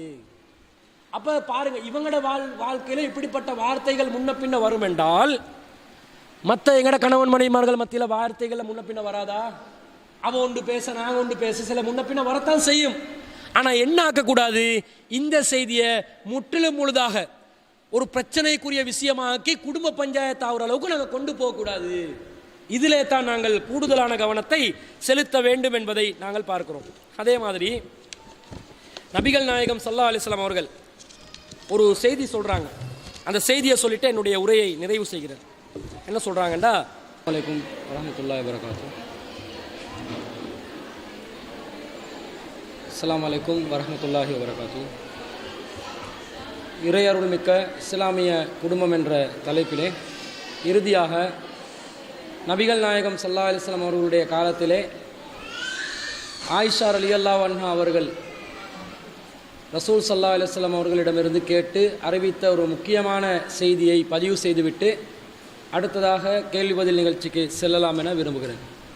ரசூல் ஸல்லல்லாஹு அலைஹி வஸல்லம் அவர்கள் முன் சென்ற காலத்தில் வாழ்ந்த 11 மனைவிமார்கள், 11 பெண்கள் தன்னுடைய கணவன்மார்களை பற்றி பேசிக்கொண்ட ஒரு செய்தியை புகாரியிலே ரசூல் ஸல்லல்லாஹு அலைஹி வஸல்லம் அவர்கள் சொன்ன செய்தியை ஆயிஷா ரலியல்லாஹு அன்ஹா அவர்கள் வழியாக பதிவு செய்யப்பட்டிருக்கிறது. இந்த செய்தியில் தங்களுடைய கணவன்மார்கள் எத்தகையவர்கள் என்பதை அந்த மனைவிமார்கள் விமர்சனம் செய்கிறார்கள். இந்த செய்தியை நான் மேலோட்டமாகவே சொல்லிக் கொண்டு செல்வேன். அதிலிருந்து நீங்கள் உங்களுடைய கணவன் எந்த நிலையில் இருக்கிறார், அந்த கணவனை நீங்கள் எவ்வாறு புரிந்து கொள்ள வேண்டும் என்பதை இதிலிருந்து ஒரு படிப்பினையாக நீங்கள் பெறுவதற்காகத்தான் இந்த செய்தி சொல்லப்படுகிறது. கணவன்மார்களும் இந்த செய்தியிலிருந்து விமர்சனத்துக்கு உள்ளாக்கப்படக்கூடிய நிலையில் இருக்கக்கூடிய அந்த பண்புகள் தன்னிடம் இருக்கும் என்றால் அதை விட்டு அவர்கள் விலக வேண்டும் என்பதற்காகவும் இந்த செய்தி படிப்பினையாக இருக்கிறது. 11 பெண்கள் அமர்ந்து ஒரு பேச்சுவார்த்தை நடத்துகிறாங்க. 11 பேரும் தன்னுடைய கணவன்மார்களை பற்றி சொல்கிறார்கள். சிலர் நல்லதை சொல்கிறார்கள், சிலர் கெட்டதை சொல்கிறார்கள். ஒவ்வொரு மனைவியாக என்ன சொல்கிறாங்கன்றதை பாருங்கள். முதலாவது மனைவி சொல்கிறா,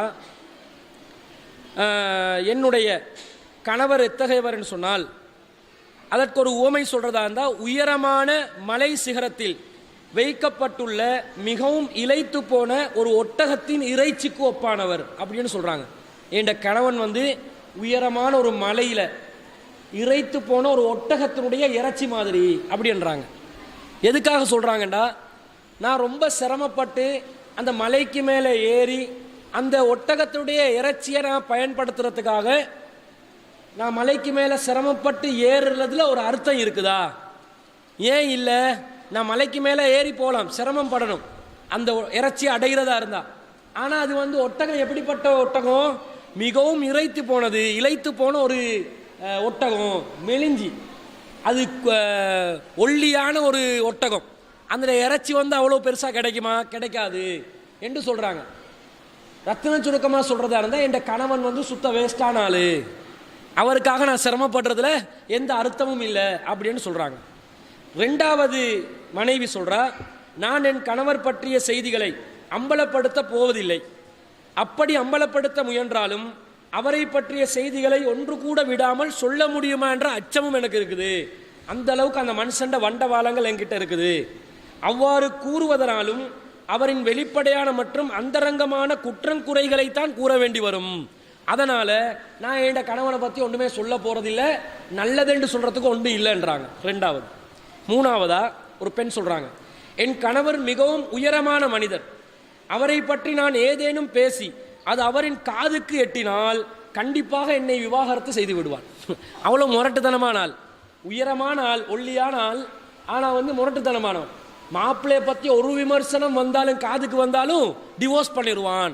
அதனால் நான் எதையும் சொல்ல விரும்பலை, நான் வாயை பொத்தி கொண்டு இருக்கிறேன் அப்படின்றாங்க. அதே சொல்கிறார் அவர். அதே நேரத்தில் அவரோட நான் பேசுகிற நேரத்தில் நான் பேசாமல் மௌனமாக இருந்தால் என்னை அந்தரத்தில் விட்டுருவார். அவரை பற்றி நான் வெளியே பேசக்கூடாது, ஆனால் அவரோடு இருக்கும்போது நான் பேசிதான் ஆகணும். அப்போ நான் மௌனமாக இருந்தாலும் கேட்குற கேள்விக்கு பதில் சொல்லாட்டி அப்பையும் என்ன டிவோர்ஸ் பண்ணிடுவான். அந்த மாதிரி ஒரு ஆளு என்னோட நல்ல வாழவும் மாட்டான், என்ன விவாகரத்து செய்யவும் மாட்டான் அப்படின்னு சொல்றாங்க. 4வது பெண் சொல்றா, என் கணவர் மக்கா உள்ளிட்ட திஹாமா பகுதியின் இரவு நேரத்தை போன்ற இதமானவர்.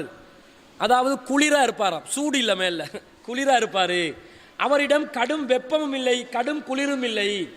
மிச்சம் சூடா நடக்கவும் மாட்டாரு, ஆக கூலா நடக்கவும் மாட்டாரு, நடுநிலையாத்தான் இருப்பாரு. அதே நேரத்தில் அவர் விஷயத்தில் எனக்கு அச்சமும் இல்லை, என்னை அவர் துச்சமாக மதிக்கவும் மாட்டார். அதாவது ரொம்ப கோவப்படாம, ரொம்ப கருணை காட்டாம, இந்த மனைவியை கண்டு கொள்ளாம இருக்காம அவளோட அரவணைப்போட சந்தோஷமா இருந்திருக்கிறார் அந்த கணவன். அப்படி சொல்றாங்க. 5வது பெண் சொல்றா, என் கணவர் வீட்டுக்குள் நுழையும் போது சிறுத்தை போல் நுழைவார். வீட்டுக்குள்ள வரும்போது சிறுத்தை போல வருவாராம், அடங்கி அப்படி வந்துருவார். அதே நேரத்தில் வெளியே போனால் சிங்கம் போல் இருப்பார். வீட்டுக்குள்ள அவர் ஏண்ட கண்ட்ரோல்ல தான், வெளியே தான் சிங்கம் அவரு அப்படின்வாங்க. நாம் கண்டுபிடித்த குறைபாடுகளில் எதையுமே அவர் கேட்க மாட்டாரு. நான் ஏதாவது குறை சொன்னா கூட அவர் ஒன்றும் சொல்ல மாட்டாரு, அப்படியே அடங்கி தான் இருப்பாரு. நான் தான் அடக்கி வச்சிருக்கிறேன் அப்படின்னு சொல்றார். நல்லதா கெட்டதானே நீங்க தான் மார்க் அடிப்படையில் பார்த்து முடிவெடுக்கணும். ரசூலா எதை தெரிவு செய்யறாங்கன்னு சொல்லுவாங்க, அதை இறுதியா சொல்றாங்க. 6வது பெண் சொல்றாங்க, என் கணவர் உண்டாரும் வாரி வலித்து உண்டு விடுகிறார். சட்டி பானையை சேர்த்து சாப்பிடுவான், அந்த அளவுக்கு அவரு சாப்பிடுறாரு. குடித்தாலும் மிச்சம் மீதி வைக்காமலும் குடித்து விடுவார். படுத்தாலும் விலம் சுருண்டு போய் படுத்துக் கொள்கிறார். அவரால் எந்த புரோசனமும் இல்லை அப்படின்றாங்க. அது தூங்குற கேஸ், மனைவிக்குரிய கடமை ஒன்றும் செய்யற மாதிரி ஆள் இல்லை அப்படின்னு சொல்லி திம்பான், குடிப்பான், படுப்பான், இதான் அவனோட வேலை. இப்படிப்பட்ட ஒரு விமர்சனம் வந்த பெண்ணுக்கு. 7வது சில ஹதீஸ்ல வாசகங்கள் வருது, அது பகிரங்கமா சொல்ல இயலாது, பொதுவா சொல்லிட்டு போறேன். 7வது பெண் சொல்றாங்க, என் கணவர் விவரம் இல்லாதவர், ஆண்மை இல்லாதவர், சற்றும் விவேகம் இல்லாதவர், எல்லா நோய்களும் குறைகளும் அவனிடம் உண்டு அப்படின்றாங்க. அவன் நோய் பிடிச்சவன், அவன்கிட்ட எல்லா குறையும் இருக்குதுன்றாங்க. இப்படி சொல்றாங்க. ஆனா நான் பேசினேன்டா ஏசுவார், கேலி செஞ்சா என் தலையை காயப்படுத்துவார், கோபம் வந்தா உடலையும் காயப்படுத்தி தலையையும் காயப்படுத்துவார், ஏசவும் செய்வாரு, காயப்படுத்தவும் செய்வாரு. அந்த அளவுக்கு விவரம் இல்லாத ஆள் வேஸ்ட் தான். ஆனா கோவக்காரன், என்ன சரி பேசிட்டேன்னா மண்டையை உடைச்சிருவான், இந்த மாதிரி ஆளாகிறான். 8வது பெண் சொல்றாரு, என் கணவர் தொடுவதற்கு முயலை போன்று மிருதுவான மேனியுடையவர், முகர்வதற்கு மறிக்கொழுந்தை போல் மணக்கக்கூடியவர் அப்படின்றாங்க. அதாவது கணவன் ரொம்ப சாஃப்டான ஆளு, அதே மாதிரி ஆள் எப்பயுமே கமகமேண்டு தான் இருப்பாரு, நல்ல கிளீன் சூட் ஆள், நல்லா குளிச்சு நல்ல ட்ரெஸ் எல்லாம் கிளீனா சென்ட் கிண்ட் அடிச்சு இப்படி தான் இருப்பாரு, நல்ல வாசம் அவர்கிட்ட அப்படின்றாங்க. அப்ப இந்த மாதிரி கணவர்கள் இருக்கலாம், நல்ல கிளீனா இருக்கணும் என்று விளங்குது. 9வது பெண் சொல்றாங்க, என் கணவர் அவரை நாடி வருவோரை கவரும் வகையில் உயரமான தூண்களை கொண்ட மாளிகையுடையவர், அவ்வளவு செல்வம், நீண்ட வாளுரை கொண்ட உயரமானவர், விருந்தினருக்கு சமைத்து போட்டு வீட்டு முற்றத்தில் சாம்பலை நிறைத்து வைத்திருப்பார். அவர் ஊருக்கே விருந்து போடுறவர். சிலவங்க இருப்பாங்க வீட்டில் சாப்பாடிக்காது ஊருக்கு விருந்து போடுவாங்க, ஆனால் இவர் ஊருக்கும் விருந்து போடுவார், மனைவியும் கவனிப்பார். மக்கள் அவரை சந்திப்பதற்கு வசதியாக சமுதாய கூடத்திற்கு அருகிலேயே அவருடைய வீட்டை அமைத்துக் கொண்டிருக்கிறார். எப்பயுமே மக்களோடு மக்களா, சிலவங்க மக்கள் சேவகனா இருப்பாங்க. இந்த காலத்தில் எலெக்ஷன் சீசன் இருக்கும், சில கணவன்மார்கள் எங்க இருப்பாங்க, வீட்டில் நைட்டுக்கு தூங்க மட்டும்தான் வருது, முழுக்க முழுக்க மக்கள் சேவை, அந்த சேவை என்று மக்களோடு மக்களா இருக்கிறத பார்க்கிறோம். 10வது பெண் சொல்றா, என் கணவர் செல்வந்தர், எத்தனை பெரும் செல்வந்தர் என்று தெரியுமா, அவருடைய செல்வந்தரை விட மேலான எந்த செல்வந்தரும் இல்லை, அவர்கிட்ட ஏராளமான ஒட்டகங்கள் இருக்குது, அவற்றை அறுத்து விருந்தினருக்கு பரிமாறுவதற்கு வசதியாக பெரும்பாலும் அவை தொழுவங்களிலே தயார் நிலையில் இருக்கும். எந்த டைம்ல அவர் என்ன செய்வாரு, ஆடு அறுத்து மாடு அறுத்து கொடுக்கறது அவருடைய வேலை, சாப்பாடு கொடுப்பாரு மக்களுக்கு அப்படின்றாங்க. 11வது பெண் சொல்றாரு, என் கணவர் பெயர் அபூ சர்உ, அவர் எப்படிப்பட்டவர் என்று சொன்னா, ஆபரணங்களை அவரின் காதுகளில் ஊஞ்சலாட செய்திருக்கிறார். அதாவது மனைவிக்கு என்ன செய்வார், அவரு நகை வாங்கி தருவாரு. அதே மாதிரி என்னை பூரிப்படைய செய்திருக்கிறார், எனக்கு வந்து தேவையான எல்லா விதமான வசதிகளையும் உணவுகளையும் தந்து என்னை கொழுக்க வச்சிருக்கிறார், என் மனம் நிறைந்திருக்கிறார். என் ஒரு மலை குகையில் அல்லது சிக்கெனும் இடத்தில் சிறிது ஆடுகளை மேய்த்து திரிந்த ஒரு வறுமையான குடும்பத்தை சேர்ந்த என்னை கண்டு என்னை இப்ப மனைவியா ஏற்று குதிரைகளும் ஒட்டகங்களும் தானிய களஞ்சியங்களும் கால்நடை செல்வங்களும் நிறைந்த ஒரு மிகப்பெரிய ஒரு கோட்டைக்குள்ள என்னை வாழ வச்சிருக்கிறாரு. ஏழை குடும்பத்தில் நான் இருந்தேன், அவர் என்ன செஞ்சிருக்கிறாரு, என்ன நல்ல வசதியா வாழ வச்சிருக்கிறார் அப்படின்னு சொல்லி அந்த கணவருடைய தாயை பத்தி, கணவனுடைய மகனை பற்றி, கணவனுடைய மற்ற குடும்ப உறவினர்களை பற்றி எல்லாம் இந்த மனைவி விவரித்து சொல்கிறா. என்ன நல்ல வசதியாக தான் வாழ வச்சிருக்கிறார். ஆனால் நான் என்ன செய்வேன் தெரியுமா, முற்பகல் வரை தூங்குவேன். அந்த பொண்டாட்டி சொல்கிறா, கணவன் இவ்வளவு நல்லா தான் வச்சிருக்கிறாரு, நான் என்ன பண்ணுவேன், வீட்டு வேலை ஒன்றும் செய்யாமல் வறுமையிலிருந்து என்ன வசதியாக வாழ வச்சதுனால அந்த பாவத்துக்கு நான் என்ன செய்வேன், நல்ல லுகர் வர காட்டிலும் தூங்குவேன். ஆனால் அவர் ஏச மாட்டார், அவர் ஒன்றும் சொல்ல மாட்டார், என்னோட கருணையை அன்பாத்தான் இருந்தார். ஆனால் என்ன தெரியுமா நடந்துச்சு, இன்னொரு நாள் அவர் வெளியே போறாரா, ஒரு அழகான பெண்ணை பார்த்துட்டாரு, என்ன விவாகரத்து செஞ்சு விட்டார் அப்படின்றாங்க. என்ன விவாகரத்து செஞ்சு அந்த அழகான பெண்ணை பார்த்து அவளோடு அவர் வாழ்ந்தார், என்ன வந்து விவாகரத்து செஞ்சிட்டாரு. நான் இப்போ வந்து ரெண்டாவதா வேறொருத்தரை தான் திருமணம் முடிச்சிருக்கிறேன், அவரும் வசதியானவர் தான். ஆனால் எனக்கு அந்த கணவர் அபூசரு போல எனக்கு வசதி இல்லை. அந்த அளவுக்கு அவர் வந்து இவர் வாழ்நாள் முழுக்க உழைச்சாலும் அவர் ஒரு நாளைக்கு வந்து உழைக்கிற அளவுக்கு வராது, அவ்வளவு செல்வந்தர் அபூசரு அப்படின்றாங்க. இதில் என்ன விளங்குதுண்டா, சில கணவன்மார்கள் நல்ல வசதி வாய்ப்போட நல்ல குணத்தோட நல்ல இருப்பான்கள், பொண்டாட்டி மகள் அதை ஒழுங்காக பயன்படுத்தி கொள்றதில்லை. இவங்க வந்து அதை கவனக்குறைவாக பயன்படுத்துறதுனால கணவன் கவனம் என்ன ஆகுது, பொண்டாட்டியை விட்டு வேறொரு இடத்துக்கு போகுது. இதையும் பெண்கள் கவனத்தில் வச்சுக்கொள்ளணும். எங்களோட அன்பா இருக்கிறார், பாசமா இருக்கிறார், வசதியா வச்சிருக்கிறார், ஆபரணங்களை தருகிறார், பகல் முழுக்க படுத்தாலும் என்ன வந்து கேட்க மாட்டாரு, ஏச மாட்டாரு, நான் தவறு செஞ்சாலும் கண்டுகொள்ள மாட்டாரு, எல்லாம் சரி, அடுத்ததான் ரெண்டாவதோட கல்யாணம் முடிச்சிருவார், எங்களை டிவோர்ஸ் பண்ணிடுவாரு, எங்க என்ன நடக்குமென்று விலகாது. ஆனா ரசூல் ஸல்லல்லாஹு அலைஹி வஸல்லம் சொல்றாங்க, நான் வந்து உம்மு சருவுக்கு அபூ சரு எப்படி இருந்தாரோ அப்படி ஆயிஷாவே உங்களோடு நான் வாழ விரும்புகிறேன் என்றாங்க. அதாவது விவாகரத்து செஞ்சதை ரசூலா சொல்லலை, அவர் வாழும்போது எப்படி சந்தோஷமா வாழ்ந்தாங்களோ அந்த அபூ சரு உம்மு சருவோட, அந்த மாதிரி நானும் ஆயிஷாவே உங்களுக்கு ஆபரணங்களை தந்து, உங்களை அழகாக சாப்பிட வைத்து கொழுக்க வைத்து, உங்களை நிம்மதியாக வைத்து, உங்களுக்கு பணிவிடை செய்து, உங்களுக்கு வசதிகளை ஏற்படுத்தி, உங்களை சந்தோஷமா வாழ வைக்கிறதுக்கு நானும் விரும்புகிறேன் என்று ரசூல் ஸல்லல்லாஹு அலைஹி வஸல்லம் அவர்கள் சொன்ன செய்தியை பார்க்குறோம். அப்போ வேஸ்டான கேஸுகளை வந்து நாங்கள் என்ன செஞ்சிடணும், திருத்தி எடுத்துடணும். ஆண்களில் வேஸ்டானவங்களை திருத்தி எடுக்கணும், வேஸ்ட்டாக போகாமல் பார்த்துக்கொள்ளணும். நல்ல கணவர்கள் வந்தால், பாசமுள்ளவர்கள் வந்தால் நாங்களும் கவனமாக இருக்கணும் என்றதையும் இந்த செய்தி சொல்லுது. அப்போ மகிழ்ச்சியான ஒரு குடும்பம் வர வைக்கிறதுக்கு இஸ்லாம் சொல்லக்கூடிய இந்த வழிமுறைகளை நம்முடைய வாழ்க்கையில் நாங்கள் கடைபிடிக்க வேண்டும் என்ற செய்தியை குறிப்பிட்டு கொண்டு, இன்னும் பல செய்திகள் இதில் இருக்குது என்றாலும் இந்த நேரத்தை கருத்தில் கொண்டு சுருக்கமான சில செய்திகளை சொல்லியிருக்கிறோம். இந்த வழிமுறைகளை நம்முடைய வாழ்க்கையில் கடைபிடிக்க நாங்கள் கடமைப்பட்டிருக்கிறோம். எல்லாம் வல்ல அல்லாஹ் நம் அனைவருக்கும் மகிழ்ச்சிகரமான ஒரு வாழ்க்கையை வாழ்வதற்கு அருள் புரிவானாக. வாஹிர் தாவானா அல்ஹம்துலில்லாஹி ரப்பில் ஆலமீன்.